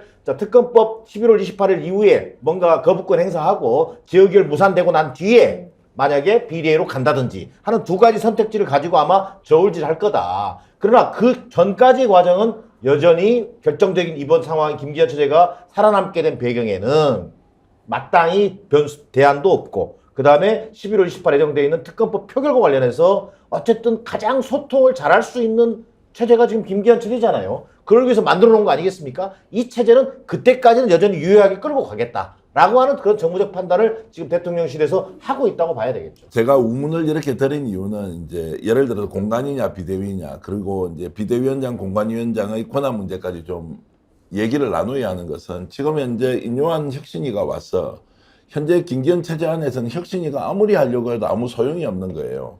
그러면 김기현 대표 체제가 유지되는 상황에서 공관위원장을 누가 맡은들 또 흔들게 되면 공관위원회가 권한 행사를 극히 제한적으로 하면서 갈등이 이제 더 커질 가능성이 높기 때문에 누가 공관위원장을 맡겠느냐. 그러면 공관위원장과 비대위원장을 다 달라고 하든지 체제를 두 개를 나누어서 가더라도 그렇지 않으면 지금 국민의힘 내부가 수습이 될 수 있느냐. 인재 발굴하고 총선에 제대로 승리할 수 있는 이런 전략을 세울 수 있느냐. 이제 이런 것 때문에 좀 질문을 드렸는데 우리 임세현 부대변인은 김기현 체제가 총선까지 간다고 보십니까? 네, 당연하죠. 그렇게 당연하게 네. 간다고 보시고 예. 두 분 말씀은 이제 지금은 임시로 약간 늘어난 것이지 결국 비대위든 공관위로 갈 것이라고 보시는 것 같고. 저는 이 김기현 체제를 유지하기 위해서 대통령실과 윤석열 대통령이 각고의 노력을 했습니다. 그 노력은 이퀄 무엇이냐? 총선까지 김기현 대표로 가기 위한 그 어떻게 보면 몸부림이었어요. 비대위로 가려면요, 애초에 지난 강서구청장 선거 이후에 비대위로 갔어야 되는 게 맞습니다. 그런데 그때 뭐였죠? 책임을 져야 할 김기현 대표는 그대로 있고 임명직이었던 몇 명, 임명직이었던 몇 명, 지도부도 아닙니다. 임명직 몇 명만 사퇴했습니다. 그런데 그 사퇴한 임명직 그대로 인수, 영입위원장 가고 뭘로 가고. 그러니까 여기는 반성과 책임을 질 자세가 애초부터 없었어요. 애초에 김기현 체제로 시간 끌기 하기 위해서 인요한 혁신이도 어떻게 보면은 약간 그냥 간판처럼 아닌 척 그냥 시간 끌기 용으로 혁신위를 갖다 놓은 건데 이 인요한 혁신위원장이 생각보다 성격이 또 괄괄하다고 하더라고요. 그러니까 뭔가 막 하려고 하니까 김기현 대표 체제에서 막은 거 아닙니까? 근데 결국은 되게 애매모호하게 끝났어요. 이 혁신위가. 그 혁신위에서 남은 거는 두 가지 말밖에 없지 않습니까? 뭐 이준석 당대표 가족에 대한 패드립 그리고 대통령이 나라님이다 했던 그 말 말고는 혁신위가 작동되지가 않았어요. 그 말 이퀄은 김기현 대표 체제로 계속 갈 거다라는 어떻게 보면 시그널이 아닌가 싶습니다. 그리고 공관위도요. 김기현 대표로 가게 되면 이 공관위원장이 누구든 상관이 없어요. 어차피 공관위원장 통과한 것을 그 건은 그 지도부에서 통과를 시켜줘야 실제로 공천권을 할 수 있는데 뭐 공관위원장이 누구든 김기현 대표로 계속 간다면 그건 크게 의미가 없는 것이죠. 저는 그래서 김기현 대표로 계속 가기 위해서 김기현 대표 밥도 먹고 인요한 혁신위도 가라앉히고 했었던 이유는 김기현 대표로 끝까지 가겠다라는 의지의 표현이라고 봅니다. 뭐 그 말씀에 이제 대통령실 주변에서 나오는 이야기는 김기현 대표가 2시간 동안 밥을 먹었다 하는데 대통령이 실제 본 거는 15분밖에 없다. 이것을 부풀기 해갖고 2시간이라 했고 아니, 근데 예. 저는 이제 왜 비대위 가능성을 짚냐면 제가 옛날에 취재를 했었는데 제가 누구라고 얘기는 안 하겠습니다. 당시 보수정당의 당대표가 선거 지원을 나갔는데 후보자가 간절히 전화를 했다는 거예요. 죄송한데 대표님 오지 않았으면 좋겠다고. 네. 그래서 대표가 가는 길에 산 기슭에다가 차를 세워놓고 계곡에 앉아있다 갔다라고 하는데 김기현 대표 체제에서 강서구청장 선거 폭망했지 않습니까? 네. 그렇다 보니 대통령실이라는 얘기에서나 여권에서는 김기현 대표 체제로 연말까지 국회를 끌고 가고 약간 깜짝 쇼로 새로운 사람을 내세울 가능성이 있다. 이제 저는 이렇게 보는 거죠. 그 가능성을 배제할 수 없다. 비대위원장, 공관위원장 이제 투트랙으로 간다 이렇게 아니, 저는 보시면 비대위 체제로 그러니까 갈 비대위로 가능성이 가면 그 비대위원장, 공관위원장 투트랙. 그 투트랙을 할 수 없는 게 투트랙 할 수가 제가 없죠. 볼 때는 저는 전혜연 네. 교수의 전망에 개인적으로 동의하는 편이고요. 예. 저는 이게 김기현 체제는 여전히 한시적이다. 네. 지금 현재까지는 윤석열, 소위 친윤, 영남, 중진, 김기현 체제가 만들어내는 일종의 기득권 카르텔이 그냥 유지되는 상황이다. 근데 이 상황으로 전체적인 총선 국면을 돌파해낼 수 있겠냐라고 한다면 불가능할 거다. 자, 그러면 결국은 새로운 또 고민을 할 수밖에 없는데 그것이 가장 가까이 가 있는 게 저는 12월 말 특검법 처리 문제가 어느 정도 일단락 지어지고 나면 새로운 총선 위기감이 부각되면서 김기현 사퇴 불가론이 나올 것이 아니 사퇴 불가피론이 나올 것이고 결국은 비대위 체제로 전환하지 않겠느냐. 비대위 전환이라고 해서 좀 전에 우리 전 대표께서 얘기하신 것처럼 저는 공관이라고 하는 것은요 비대위원장이 임명하는 공관위원장이 돼야 되는 거예요. 네. 그런 체제로 저는 갈 수밖에 없다. 만약에 갈 수밖에 없다는 전망은 왜 하냐? 그래야만이 소위 집권 여당이 뭐라도 한번 해볼 수 있는 상황이 될 거라는 최소한의 정무적 판단을 한다면이라고 하는 전제가 있는 거죠. 결국 지금 김기현 체제에서 공관위원장 찾는 것은 사실상 무의미하다. 우물에서 숭늉 찾는 그렇습니다. 것과 똑같기 때문에 어느 누구도 공관위원장을 맡으려고 하지 않을 것이다. 그렇습니다. 비대위로 가서 비대위원장이 임명하는 공관위원장 체계로 갈 수밖에 없는데 그래서 이제 이 말씀을 종합해 보면 세 분 의견 모두 공관위원장이 현재 임명될 가능성은 거의 없다. 다만 김기현 대표 체제가 계속 갈 것인지 아니면 중간에 비대위 체제로 전환될 것인지는 의견이 좀 달랐다 이런 말씀을 드리고요. 결국 이제 이렇게 가면 특검법, 김건희 명품백 이렇게 가면 이제 총선이 국힘 쪽에서 보면 더욱더 힘들어지는 것이다라고 보고요. 그렇게 되면은 이번 총선은 민주당이 그러면 압승합니까? 일반적 전망으로는 민주당이 상당히 유리한 상황이 있는 것만은 사실이다. 그런데 과연 지금 민주당이 흔히 하는 말로 민주당이 잘해서 그러면 총선에 승리하는 거냐? 저는 그런 맥락이 아니란 점에서는 여전히 좀 그 불안한 요소를 감출 수 없다. 자, 지금 총선 여론조사를 하는 걸 보면 소위 정부 여당을 지원해야 한다는 여론과 또 정부 여당을 견제하기 위해서 야당 후보가 당선돼야 한다는 여론을 놓고 보면 거의 16% 이상 차이가 나요. 자, 그런데 그 속에서 나오는 민주당의 모습은 뭐냐는 거예요. 과연 지금 관리를 잘 하고 있느냐? 자, 벌써 나오는 얘기가 또 이해찬 고문의 180석 발언이라든지 자칫 오만과 독선으로 보일 수 있는 그런 대목들이 계속 돌출되고 있고, 그 다음에 지금 이재명 대표 체제에서 선거법 문제와 관련해서 다시 민주당이 뭔가 퇴행적 결정을 하지 않을까라고 하는 그런 우려들이 제기되고 있단 말이에요. 이런 상황에서 민주당이 정말 잘해서 민주당이 국민적 어떤 여론, 중도층 여론까지를 흡수해내서 승리할 수 있냐라는 부분에 대해서는 아직도 저는 좀 불안한 요소가 많다 이렇게 보여집니다. 저는 이 국민의일보에 나온 정당 지지율 수치를 한번 봤거든요. 국민의힘의 지지율이 36%, 민주당이 37%입니다. 대통령에 대한 부정평가가 무려 59%인데 그 층을 민주당이 이제 온전히 아직은 흡수하지 못하고 있는 거죠. 그래서 앞으로 민주당이 보여줄 모습이 굉장히 중요한데 특히 연말에 이제 쌍특검법, 김건희 여사 주가 조작 관련한 법을 어떻게 잘 처리하나가 하나의 쟁점인 거고, 두 번에는 공천 과정에서 민주당이 정말 개혁을 하고 혁신을 하고 우리가 희망을 줘도 되는 유능한 정당이다. 이런 두 가지를 잘 보여주는 게 앞으로 굉장히 중요하다고 생각을 합니다. 사실은 연말 연초에 이제 민심이 한번 요동치는 시기이거든요. 이 시기에 민주당이 어떤 모습 보여주느냐가 정말 중요한 변곡점이 될 거라고 생각을 하고, 제가 좀 긍정적으로 보는 측면이자 빛과 그늘이 있는 측면은 임세현 대표님도 청년 조직 갔다 오시고 했는데 민주당의 청년 조직이 국민의힘에 비해서 굉장히 강서구청장 보궐선거를 계기로 활발하게 움직이고 있다고 저는 현장 취재상 봅니다. 현장에서 정책 토론도 많이 하고요. 그 험지에 있는 청년 정치인들이 대학가로 나가서 소통하려고 많이 노력하고 중앙당과는 별개로 또 지역 조직이 살아 움직이는 면은 굉장히 긍정적으로 보는데, 다만 조금 위험 요인, 민주당이 주목해야 될 부분은 이 20, 30대 스윙 보터를 어떻게 잘 흡수하느냐는 기존의 전략만 가지고는 좀 부족하다고 보거든요. 그래서 그 부분을 너무 벼락치기로 하지 말고 좀 더 근본적인 문제에 대한 대안도 내놓고 좋은 사람도 내서 흡수한다면 민주당에도 좀 가능성이 있다는 생각이 듭니다. 혹시 여론조사의 결과가 이제 대통령에 대한 부정적 인식이 뭐 60% 가까이 나오지만 정당 지지율 차이는 뭐 1%. 크게 다르지 않다. 이제 이런 부분이 혹시 임세현 부대변인 보시기에 여론조사가 약간 편파적이라거나 민심을 반영하지 못하고 있다 이렇게는 보지 않으시는지요?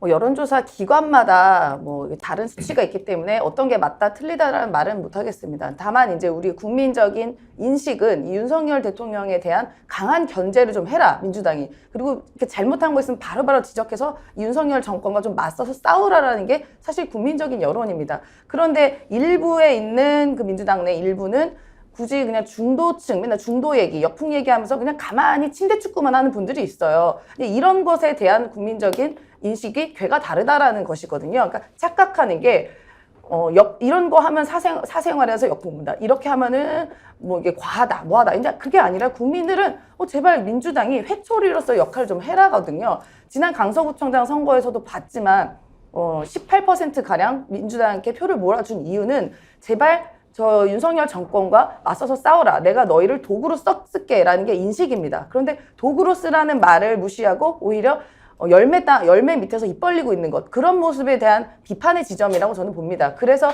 이 60%를 다 흡수하지 못하는 것은 가만히 침대 축구하고 있는 일부의 모습 때문이거든요. 그런 걸 혁신하고 개혁하고 싸울 수 있는 사람, 좀 개혁적인 사람을 앞에 포진해야 이러한 그 윤석열 부정 콘크리트 60을 민주당은 다 가져오지 않을까 저는 그렇게 생각합니다. 저도 한 말씀만 좀 보태면요. 그 실제로 민주당에 대해서 저는 비판적 입장인데 선거 4개월을 앞두고 이렇다 할 저는 총선 전략을 지금 아직까지 당에서 제시하고 있지 못하다고 저는 봐요. 근데 그런 상황에서도 도대체 무엇을 근거로 자신만만해 하는지 윤석열 정서에서만 기인하려고 하는 건 아닌지라는 의구심을 지울 수가 없다. 자, 저는 짧게 봐서 역대 총선에서요. 소위 이른바 낙관론, 섣부른 낙관론이 이긴 적을 본 적이 없어요. 결국 선거는 절박한 쪽이 이긴다고 되어 있는데 지금 민주당의 모습 속에서 절박함은 잘 보이지 않는다. 뭐 그런 맥락에서 대단히 그 총선 결과에 대해서 경계할 때라고 저는 보여집니다.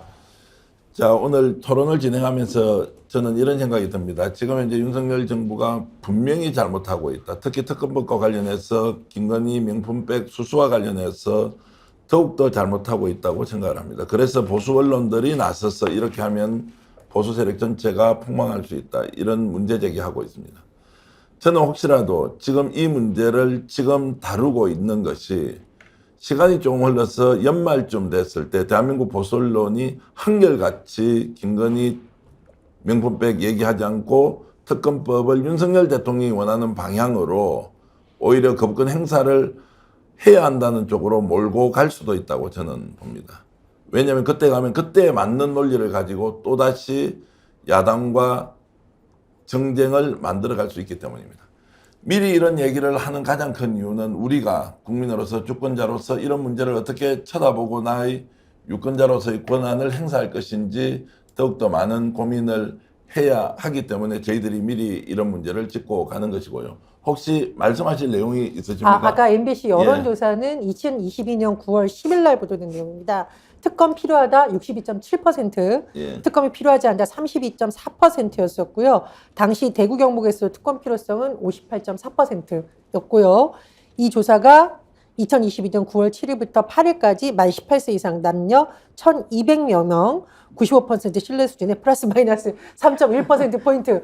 우리 스피스 같은 그 언론을 하도 탄압하려는 것 같은 이 분위기에 다 말씀을 드립니다. 전혜연 교수가 기자 출신으로서 잘못된 걸 바로 잡아 주셨으니까 감사드리고요. 어쨌든 오늘 이런 국민의힘 내부에서 일어나는 여러 가지 상황들이 앞으로 한국 정치에 어떤 영향을 미칠지 여러분들 관심 있게 지켜봐 주시고요. 오늘 댓글로 많은 분들이 의견을 주고 계시고 또 백운경크 어디 가셨냐고 질문 드리는데요. 큰일 없었고 나중에 들어보면 매우 단순한 일이고 다만 그 내용을 여러분들께 소상하게 알려드리는 것이 또 다른 상처가 되지 않을까 해서 저는 신중에 신중을 거듭하고 저야말로 이런 부분에 부안해동하지 않고 그리고 아주 단순하고 명료하게 여러분들께 말씀을 드릴 기회가 있을 테니까요. 저를 욕하시거나 스픽스를 욕하시거나 그리고 여기에서 그대 권력의 스픽스가 넘어간 것처럼 댓글 안 올리셔도 되고요. 저희는 방송을 처음부터 시작할 때 자본과 권력으로부터 자유로운 언론, 국민의 목소리를 대변하는 언론, 그리고 어떤 억압이나 외압이 들어오더라도 거기에 굴하지 않고 할 말을 하는 언론. 다만 우리가 결론 내서는 안 된다. 흘러다니는 이야기를 반드시 필요한 것은 담아서 알려줘야 한다. 이런 생각을 단 1.1획도 바꾼 적이 없다는 것. 그리고 백운기 정치본색 백운기 앵커께서 진행하지 못하지만 제가 지금 직접 스픽스의 대표로서 방송을 진행하는 것은 그럴 만한 이유가 충분히 있을 것이다 라고 생각하셔도 좋습니다. 스픽스 걱정해 주시는 시청자 여러분, 정치본색 사랑해 주시는 시청자 여러분, 죄송합니다만 그래도 스픽스 늘 한결같이 국민을 바라보고 제대로 된 언론, 혁신, 균형, 정의를 가지면서 방송하겠습니다. 믿어 주십시오. 고맙습니다. 자, 오늘 이렇게 출연해 주신 세 분께 감사드리고요. 시청자 여러분들 월요일인데요. 좀 더 강하고 단단한 마음으로 또 이번 한 주 잘 보내시고 내일 정치본색에서 다시 뵙겠습니다. 여러분 고맙습니다.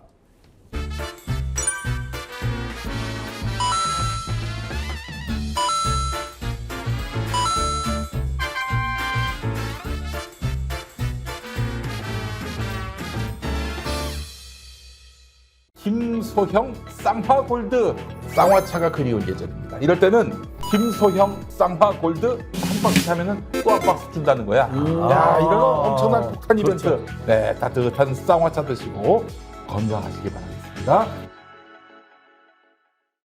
혹시 지인에게 묻지 마식으로 가입하신 건 아닌가요? 보험에도 점검이 필요합니다. 요즘 경기가 어려워서 보험료 내는 것도 부담스럽죠? 건강보험도 자동차 보험도 나에게 맞춤 보장. 믿을 수 있는 보험 전문가들. 믿을 수 있다 더 착한 보험. 수제 핸드메이드 하고요.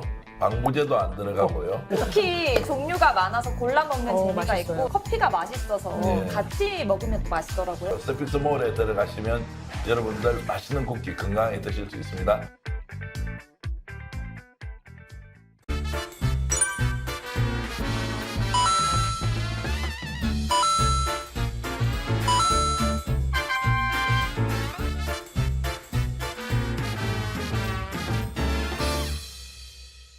김소형 쌍화골드 쌍화차가 그리운 예절입니다. 이럴 때는 김소형 쌍화골드 한 박스 사면은 또 한 박스 준다는 거야. 야, 이런 엄청난 폭탄 이벤트. 네, 따뜻한 쌍화차 드시고 건강하시기 바라겠습니다. 혹시 지인에게 묻지 마식으로 가입하신 건 아닌가요? 보험에도 점검이 필요합니다. 요즘 경기가 어려워서 보험료 내는 것도 부담스럽죠? 건강보험도 자동차 보험도 나에게 맞춤 보장. 믿을 수 있는 보험 전문가들. 믿을 수 있다 더 착한 보험.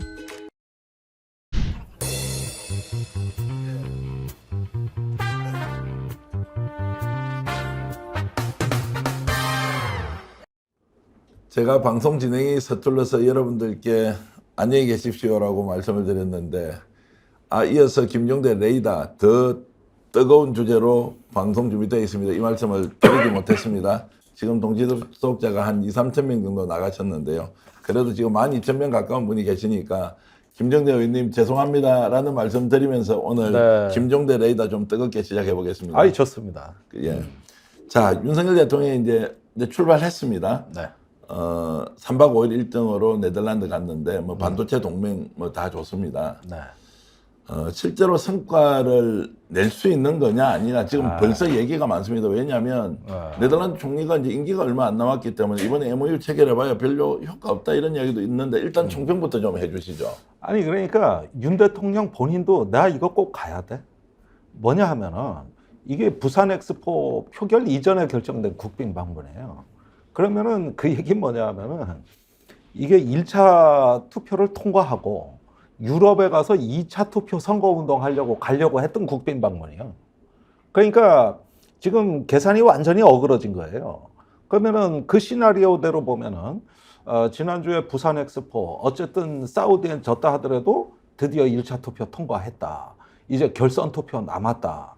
이제 이것도 축하할 겸 유럽표가 중요하다. 이제 로마로 간 17표가 있잖아요. 예. 그걸 한국이 가져와야 될 거 아니에요. 그러니까 저기 1차 투표만 통과하면 2차 투표에서는 유럽표를 흡수하면 어떻게 돼? 막판 대역전으로 이긴다. 이걸로 결정된 네덜란드 국빈 방문이에요. 그러면 지금 그 말씀은 이제 엑스포 유치를 위해서 일정으로 맞춰놓은 네덜란드 방문이었는데 그렇죠. 그거는 이제 꽝으로 끝이 났고 꽝이 된 거죠. 그러니까 그 전에 영국 갔잖아요. 예. 프랑스 갔잖아요. 그 다음이 네덜란드였는데 이게 다 이어지는 거란 말입니다.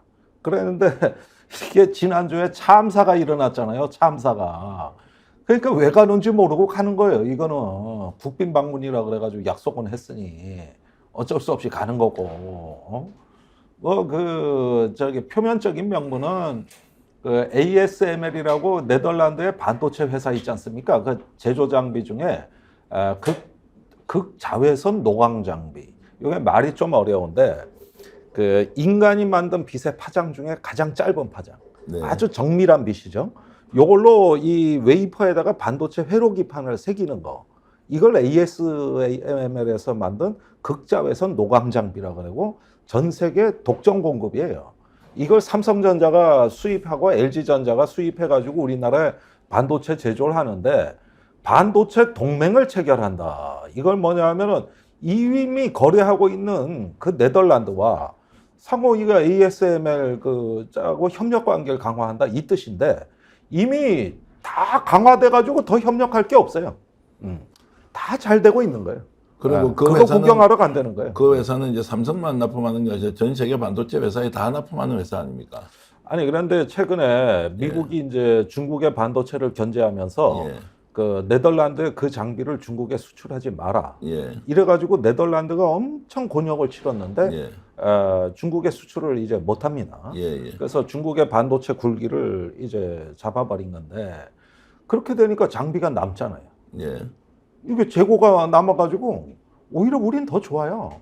예. 중국에 못 팔고 저 세계 최대 수요처에서 못 파는데 그럼 한국이 수입하는데 더 여건은 좋은 거죠. 아무 이상이 없다 이 뜻이에요. 굳이 그것 때문에 네덜란드 갈 이유가 없는 거죠. 그리고 뭐 하나 더 짚고 넘어가야 될 게 이제 뭐 역대 대통령 또는 이제 그 외국 쉽게 얘기하면 국가 원수가 네. 그 반도체 장비회사 ASML의 클린룸을 최초로 방문한다. 그렇죠. 이건 어떻게 해석해야 됩니까? 아니 그건 제가 과천에 사는데 과천 소방사 뒤에 제가 먹어본 김치찌개 중에 제일 맛있는 게 양푼이 김치찌개 있거든요. 예, 예, 거기에 대통령 온 적 없어요. 예, 그러면 대통령이 거기 가서 김치찌개를 먹었으면 사상 최초로 예. 양푼이 김치집에 대통령이 온 거예요. 아니 그 클린룸은 대학생도 견학을 들어가는 데고 일반 엔지니어들도 왔다 가는 데고 많이 왔다 가요. 비밀 시설 아니에요. 그러니까 아무도 안 간 거예요 대통령이. 갈 필요가 없는 거죠. 그런데 갔으니 사상 최초 맞지. 아니 그게 그래 보도 자료라고 내 가지고 대통령이 그 순방의 의미가 이런 반도체 동맹과 더불어 그 사상 최초로 클린룸 방문을 한다 이렇게 네. 해서 사상 최초 맞지. 그러니까 그걸 보도 자료로 얼마나 그거 이제 낼 게 없으니까 궁여지책으로 꾸며낸 거죠 이제. 꾸며낸 거예요. 이번에 성과는 그러면 이미 우리가 다 알고 있는 이 내용이 전부입니까? 아니면 우리가 혹시 모르는 내용도 대통령이 성과로 발표할 가능성도 있습니까? 없습니다. 개털입니다.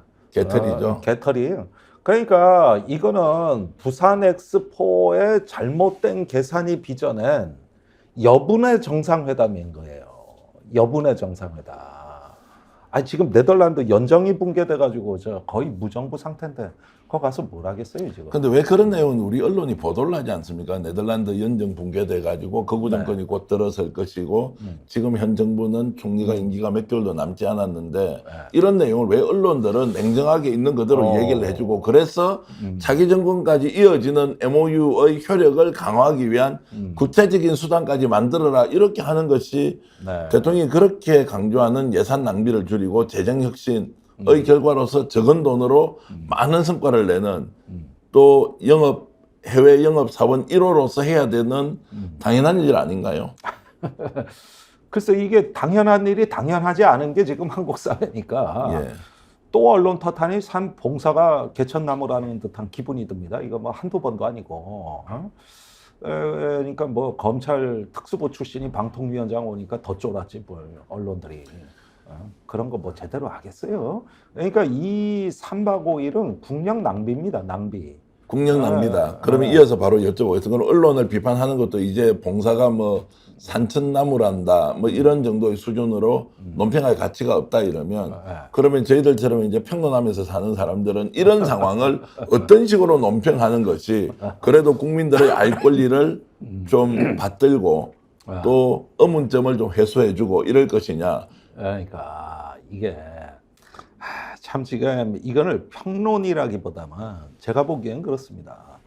아직까지 국정의 그 어떤 이걸 한스 모겐소라는 학자가 얘기한 전략적 자아도취라는 개념인데 이 저 스트래티직 나르시즘이란 개념인데 자기 미몽에서 못 깨어나고 대통령이 계속 자기 관성대로 가는구나 그 세계에 갇혀 있구나 해가지고 이런 부분들에 대해 가지고는 사실은 지금은 말이에요 보수 언론이 얘기를 해야 돼요. 실제로 얘기하고 있어요. 네. 지금 조선동아가 수상합니다. 그러면서 그 동아일보에서 김건희 저 사과로 나가 살아라. 당신이 무슨 영부인이냐. 생칼럼도 나오고 있고. 그다음에 조선일보가 서울에서 국민의힘 망한다. 6군데밖에 못 이긴다. 뭐 이러면서 나오는데 지들이 살려고 저렇게 나오고 있단 말이에요. 그러니까 지금 이런 엑스포 이후에 이 붕괴된 국정에 대해 가지고 이거를 정상화해야 되는 거 우리가 얘기하면 안 들으니까 네. 저 보수에서 좀 제대로 좀 해주든가. 그렇지? 아니 지금 저기 뭐냐 이거 연말 넘어가는 이 국면에 지금 저기 뭐냐 그 부산 엑스포 후유증을 내년까지 치러야 된다는 결론이 나와버린 겁니다. 빨리 잊어야 되는데 계속 후유증이 이어지는 거예요. 지금 부산 엑스포에 후불제로 지불하기로 한 예산이 1조 8천억입니다. 저기 개발도상국 인도 ODA 지원. 자금 이런 거 개발 ODA 원조. 예. 예. 그러니까 어떻게 보면은 사실은 대한민국의 경제 규모에 비해서 국제 기여를 거의 안 했어요. 자, 그러면 그것은 약속을 했는데 우리가 유치를 못했기 때문에 그래도 줘야 되는 거죠. 아니 이거 안 줬다가 아니 거짓말 이렇게 많이 시키는 정권인데 그거 뭐 안 주고 그냥 그 먹고 도망치듯이 그렇게 할 수는 없는 것입니다. 없어요. 그거는 정말 국제사회에 못할 짓입니다. 예. 그러니까 이게 이제 그 단지 얄팍한 그 이게 로또 당첨인 줄 알고 냈는데 네. 의외로 좋은 데를 쓴 거. 아, 그러니까 사실은 억울하지 배 아프지. 예, 예. 저도 아까워 이 돈이. 예. 이 돈을 차라리 부산에 줬어 봐. 예. 그럼 지금쯤 부산 경기가 활짝 폈을 거예요. 홍보 예산 5,700억 쓴 거. 그걸 차라리 부산 지역 발전에 썼어 봐. 다른 지역은 속상하겠지만 그걸로 목표 달성 다 했을 거예요. 그러니까 이거는 저기 부산을 위한 것도 아니고 대통령 개인 정치를 한 겁니다. 윤석열 대통령 개인 정치를 한 거예요. 그 조금 전에 이제 말씀 중에 보수 언론까지 나서서 윤석열 대통령이 이렇게 하는 것은 뭐 대통령을 돕는 것이 아니라 보수 언론, 보수 세력이 살기 위해서 어쩔 수 없이 이런 선택을 하고 있을 것이다. 네. 그러면 그것이 지금 현재 윤석열, 김건희 대통령 부부의 여러 가지 상황을 종합적으로 봤을 때 그런 보수 쪽의 의견이 수용될 가능성이 있습니까? 일단 영향력은 더 크리라고 봅니다. 영향력은 있지만 영향력은 수용을- 큰데 예. 윤 대통령은 받아들일 사람이 아니에요. 예. 저러면 저럴수록 더 자기의 주관적 세계 안에 갇혀버려요. 이제는 진보뿐만 아니라 보수도 불편해지는 거죠. 예. 그리고 저기 가장 큰 고비는 역시 김건희 특검입니다. 예. 그래서 이런 부분에 대해 가지고 보수가 공멸의 위기가 확산이 되면은 대통령한테 이제 쓴소리는 가능해 예. 보이고 또 그게 일경 국가를 위해서는 좋은 일이기도 합니다만은 윤석열이 그걸 받아들일 도량이 안 돼. 예. 이게 사람이라는 게 큰 정치인은 말이죠. 이 연대하는 폭이 넓고 그다음에 담대하고 그러면서 적과의 대화를 끊임없이 하는 거거든요. 정조임금 그 어찰이 300통 발견됐잖아요. 그게 그 정적 심환제한테 쓴 어찰 아닙니까? 그러니까 이런 면에서 이게 바로 그릇이고 도량인데 아시다시피 윤 대통령이나 이 검찰의 집단 사고는 이런데 친화적이지가 않은 그 멘탈이고 유전자가 그런 어떤 유전자가 아니라 상당히 고립지향적이면서 주관주의적 성향을 갖고 있습니다. 그러다 보니까 이제 보수 내에서도 이런 부분에 대해 가지고는 어떻게 하면 고양이 목에 방울을 달 것이냐 이런 궁리도 하겠죠. 그러니까 보수도 공멸하는 것보다는 낫거든. 네. 고쳐서 써먹는 게. 그런데 이런 면에서 이제 이 정권의 어떤 그 리스크는 점점 커지고 있는 거죠. 그래서 저기 야당을 보고 이재명 사법 리스크를 얘기하던 언론이 이제 김건희 리스크를 이야기하기 시작했다는 거.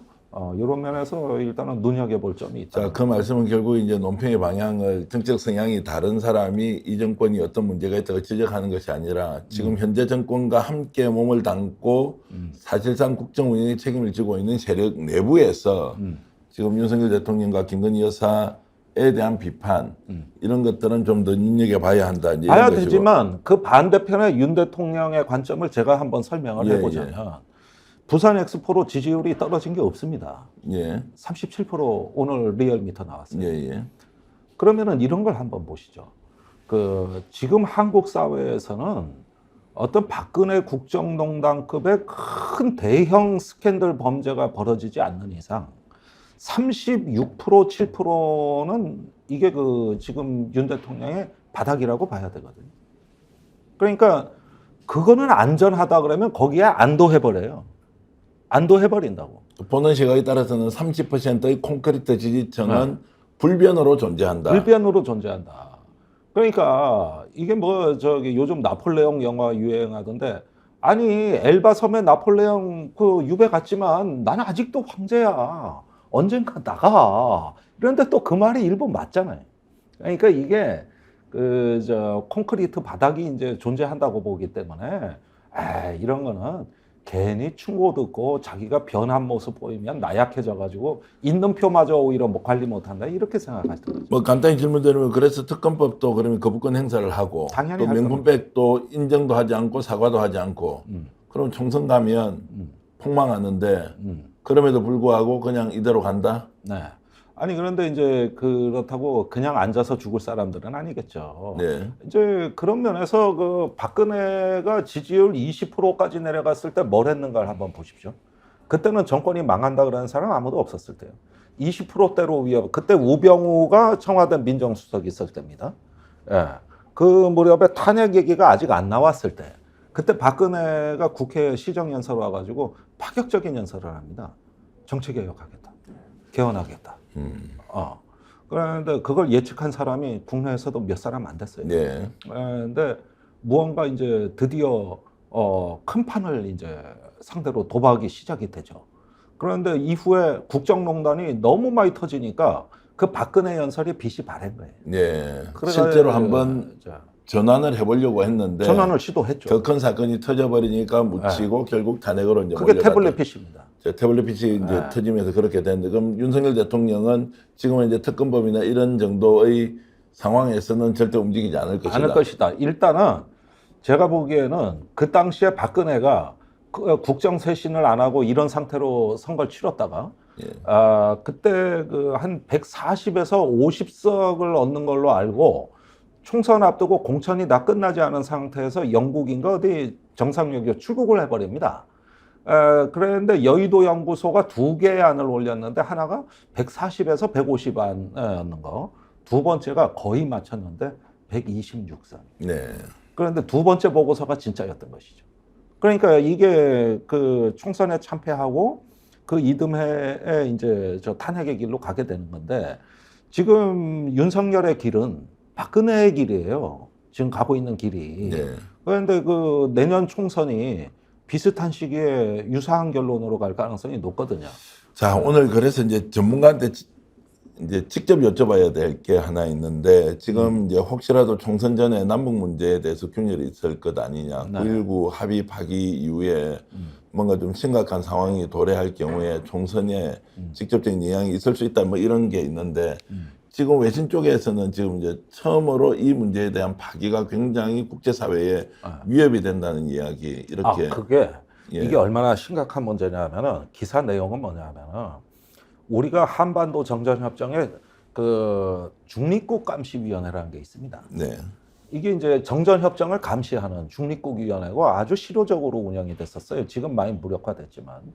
그래서 북한 쪽에는 중국, 체코, 폴란드가 와 있었고 여기에는 스웨덴, 스위스가 와 있었어요. 그러니까 제3국 장교들이 JESA, 판문점 공동경비구역을 이렇게 관할하는데 같이 들어가서 중립국 감시위원회를 운영을 해왔는데 이게 한반도 평화에 큰 기여를 해온 거예요. 그런데 어제 스위스하고 스웨덴의 그 장군들이 JESA에 와서 근무를 하는데 그분들이 그 JESA 인근의 주한미군 시설에 기자들을 초청해서 작심 기자회견을 했어요. 네. 그게 뭐냐 하면은 이 9.19 군사 합의에는 JESA의 비무장화를 규정하고 있거든. 예. 그런데 얼마 전에 우리가 그 일부 조항을 무력화하자 북한이 전면 파기를 했단 말입니다. 그러고 나서 JESA에서 하루아침에 분위기가 달라진 거예요. 그러니까 북한군이 권총을 휴대하기 시작한 거예요. 그러니까 이 중립국감시위원회가 보기엔 누가 보더라도 이건 9.19 합의 무력화로 생긴 변화거든요. 네. 그래가지고 저기 기자들을 불러 막아가지고 그 연합뉴스 오늘 기사 보시면은 그 판문점에서 아예 기자 인터뷰 간담회를 해버린 거죠. 거기서 뭐라 그랬냐면은 이런 어떤 9.19 같은 규칙을 마련해가지고 우발적 충돌을 막는 거는 너무 좋은 일이다. 이런 규칙은 많을수록 좋다. 그런데 최근에 이게 무력화되면서 상당히 정전협정 감시가 어려워졌다. 이래가지고 9.19 합의 파기로 군사적 오판 가능성이 커졌다. 이렇게 얘기를 한 거예요. 이렇게. 그렇게 유도를 우리 정부가 하고 있는 겁니까? 아니면 유도했는데 북한이 유도하고 권총을 휴대하고 나왔기 때문에 북한이 과잉 반응을 보여서 아니 실제로 우발적 도발을 할 수도 있다. 어떻게 해석해야 됩니까? 아니 자꾸 북한이 파기했다 그랬는데 말인즉슨 맞지만 아니 우리가 일부 조항을 무력화한다 그러면 북한이 그러면 전면 무력화 파기하겠다고 나오는 건 너무나 당연한 얘기거든요. 예. 쉽게 예측됐던 거거든요. 예, 예. 그런데 이제 우리 정부는 북한이 파기했다고 적반하장이라 그러면서 또 공격을 하는 거거든요. 예. 아니 그러면은 저기 뭐야 내가 유리한 조항만 무력화하겠다 그러는데 아니 합의서라는 게 저기 뭐냐 무력화 되면 되는 것이고 아니면 아닌 것이지 내가 유리한 것만 무력화할 테니 나머지 니들이 불리한 거 그거는 계속 지켜 이런 합의는 없거든요. 국민들이 네, 가장 이런- 우려하는 건데 이 상황에서 실제 우발적 충돌이 일어날 수도 있다. 이것은 실제 상황으로 저희들이 좀 걱정을 해야 됩니까? 그건 아무도 모릅니다. 아무도 모른다는 아무도 것은 몰라요. 그러니까 우발적이라는 건 통제가 안 된다는 뜻인데 지금 우리나라 서북 해역의 NLL 북방 한계선 부근이라든가 JESA라든가 또 민감한 그 장소가 있어요. 뭐 한강 하구의 중립 수역이라든가 이런 부분들에서는 굉장히 어떤 통제가 곤란한 군사 상황이 발생할 가능성이 높고 이제 봄이 되면은 저기 남풍이 붑니다. 그때가 그 탈북 단체가 대북 전단을 집중 살포하는 때거든요. 그러니까 이런 것들이 북한 측에서는 반드시 대응한다는 입장인데 이랬을 때 그 풍선을 요격하기 위해서 북한이 고사총을 발사하면은 이쪽은 자동 응사하게 돼 있습니다. 연일 신원식 국방장관이 1초도 망설이지 마라 이렇게 이야기를 하고 있기 때문에 이건 교전 가능성이 굉장히 높아요. 자, 통제가 안 그러면 돼요. 그걸 악용 또는 이용해서 총선에 좀 쓰자 이러면 자, 지금처럼 우리 김종대 전 의원께서 말씀하신 내용을 국민들이 충분히 이해하고 이것이 어떻게 보면 정부에서 유도할 수도 있다. 이렇게 본다면 총선에 지금까지 북풍 무조건 보수 쪽에 유리했다. 이번에도 무조건 유리했죠. 똑같이 적용될 가능성이 있습니까? 그러니까 그럴 때 참 민주당이 잘해야 되거든요. 예. 그러니까 역대 북풍이 분 사례를 제가 쭉 지난 30년간 봤을 때 꼭 민주당에 통제 안 되는 사람들이 나와 이상한 말을 또 한다고. 예. 그러면 정권이 유도를 하고 악의적으로 한 건데 이상하게 야당은 그 족족 말려든단 말이에요.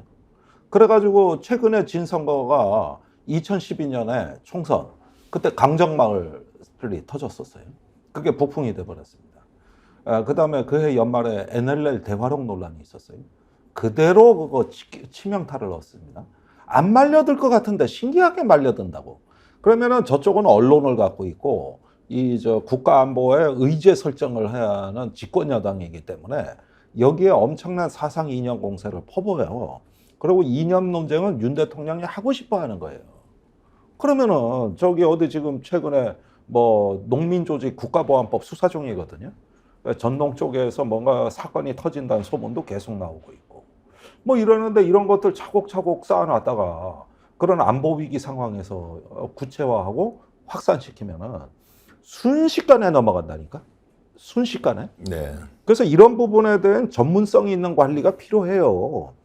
역대 이런 것들이 참 알면서도 당하는 거죠. 그래서 우리가 뻔히 아는 저 악의적인 거를 눈 뜨고 보고 당한 게 지금까지 벌써 뭐 수없이 많은 있기 때문에 좀 경험적으로 경계해야 된다고 봅니다. 지금 현재 민주당의 역량으로는 이런 상황에 좀 능동적으로 대처하기 어렵다 또는 지금 현재 상황은 대처하지 못하고 있다 이런 평가가 좀 객관적입니까? 근데 그런 부분에서는 얼마나 준비되어 있는지에 대해서 저는 조금 우려합니다. 예. 왜냐하면 준비를 해도 당하는 게 북풍인데 예. 이런 점에서 저기 특히 어떤 안보 상황 점검이라든가 여기에 맞는 전문성 배치라든가 이런 부분에서 절대 소홀히 하지 마시라. 김대중 총재가 옛날에 97년 집권할 때 이 부분에 엄청나게 투자를 했습니다. 그것이 이제 또 하나의 승인이 됐던 것이죠. 아, 그러면 지금 이제 북풍이 실제로 저는 뭐 그냥 상상 속에서만 있는 것이지 실제로 일어나겠느냐에 대해서 의문이 좀 많이 들기도 한데 네. 지금 이게 실제 상황으로 올 수 있다는 걸 들으니까 굉장히 긴장이 되고 특검법 문제나 김건희 명품백 같은 문제는 우리 사회 안에서 이렇든 저렇든 우리가 네. 정리정돈을 하고 가는 것이니 정치적으로 이해관계가 엇갈려서 누가 의석을 좀 더 가지고 덜 가지고의 문제이고 자, 이걸 보세요. 네, 이걸 언론에서 그냥 넘어가는 게 중대한 사안이 하나 있는데 네, 저번에 디플로맷에서 한국의 확증 편향과 편견이 부산 엑스포를 날렸다. 이게 미국의 디플로맷 보도라는 거 알고 계시죠? 네. 그거 가지고 이게 국내에서 화제가 많이 됐는데 그 기사 말미에 놓칠 수 없는 대목이 하나 있어요. 이번에 우리가 개발도상국 표를 쭉 썼단 말이에요. 그런데 그 글로벌 사우스로 불리는 개발도상국의 요즘 가장 영향력이 큰 게 중국입니다. 네. 그런데 그 기사에서 뭐라고 얘기하냐면은 중국이 개발도상국의 한국 엑스포를 지지하지 말라고 요청했다. 이게 결정타로 돼 있다. 네. 자, 이거 지금 제가 구체적으로 확인된 사실이 아니라 가지고 이거 확증은 못합니다만은 이게 사실은 유력 외신에 나온 기사입니다. 그러면은 보십시오. 지금 저기 그 부산 엑스포에 중국의 비협조 이건 뭐 윤 대통령이 자초한 거지만은 그러면 이제 반성하고 중국하고 잘해보겠다 이럴 것 같습니까? 아니거든. 그다음에 북한 문제 러시아가 돕고 있잖아요. 러시아하고 밀착돼 있잖아. 그 러시아를 지금 러시아가 한국하고 관계 회복하겠다는데 그것도 응답 안 한 게 윤석열 정부예요. 네. 그러면 출구가 어디겠냐고. 예. 이렇게 다 잘 지내서 엑스포라든가 뭔가 우리가 저기 거둘 수 있는 국익이 이렇게 많은 것도 지금 눈 뜨고 다 놓치는 정권이 어느 길로 가겠냐는 거예요. 어느 길로. 적으로 돌리는 겁니다. 적으로. 그러지 않았으면 지금 경제도 이렇게 어렵지 않았고 부산 엑스포도 양상이 달랐을 거고 북한이 인공위성 발사 성공하는 것도 어느 정도 우리가 개입할 수 있었을 거예요. 이 기회를 다 놓쳤어. 그런데 이걸 갖다가 반성을 하겠습니까, 정권이? 거꾸로 이제 더 어떤 거 적으로 돌리고 경쟁자로 돌려서 결국은 자기 위신 세우려고 하겠죠. 그게 갈 길이 그거밖에 안 남은 거예요. 그 말씀을 들어보니까 지금 현재 윤석열 정부가 추진하고 있는 일련의 외교적 실패 또는 국내 경제정책의 실패, 정치의 실패가 결과적으로는 전 세계가 안정적인 성장을 꾀하기 위해서 도약의 준비 단계에 들어가 있는데 한국은 오히려 경제가 더욱더 나락으로 빠지고 있는 것이 결국에는 윤석열 정부의 정책 실패가 빚어낸 당연한 결과다. 이제 이런 말씀으로 제가 이해를 하고 이걸 변명하려고 하는 과정에서 위험한 생각을 네. 한다는 거예요.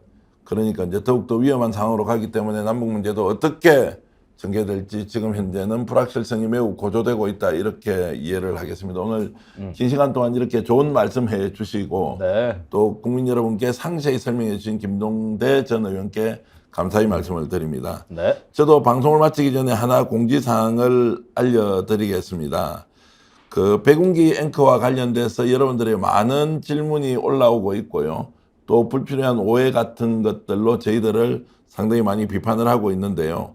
여러분들의 궁금증을 해소해 주기 위해서 회사에서도 사실관계를 정확하게 파악해서 객관적으로 알려드리기 위해서 노력을 하고 있습니다.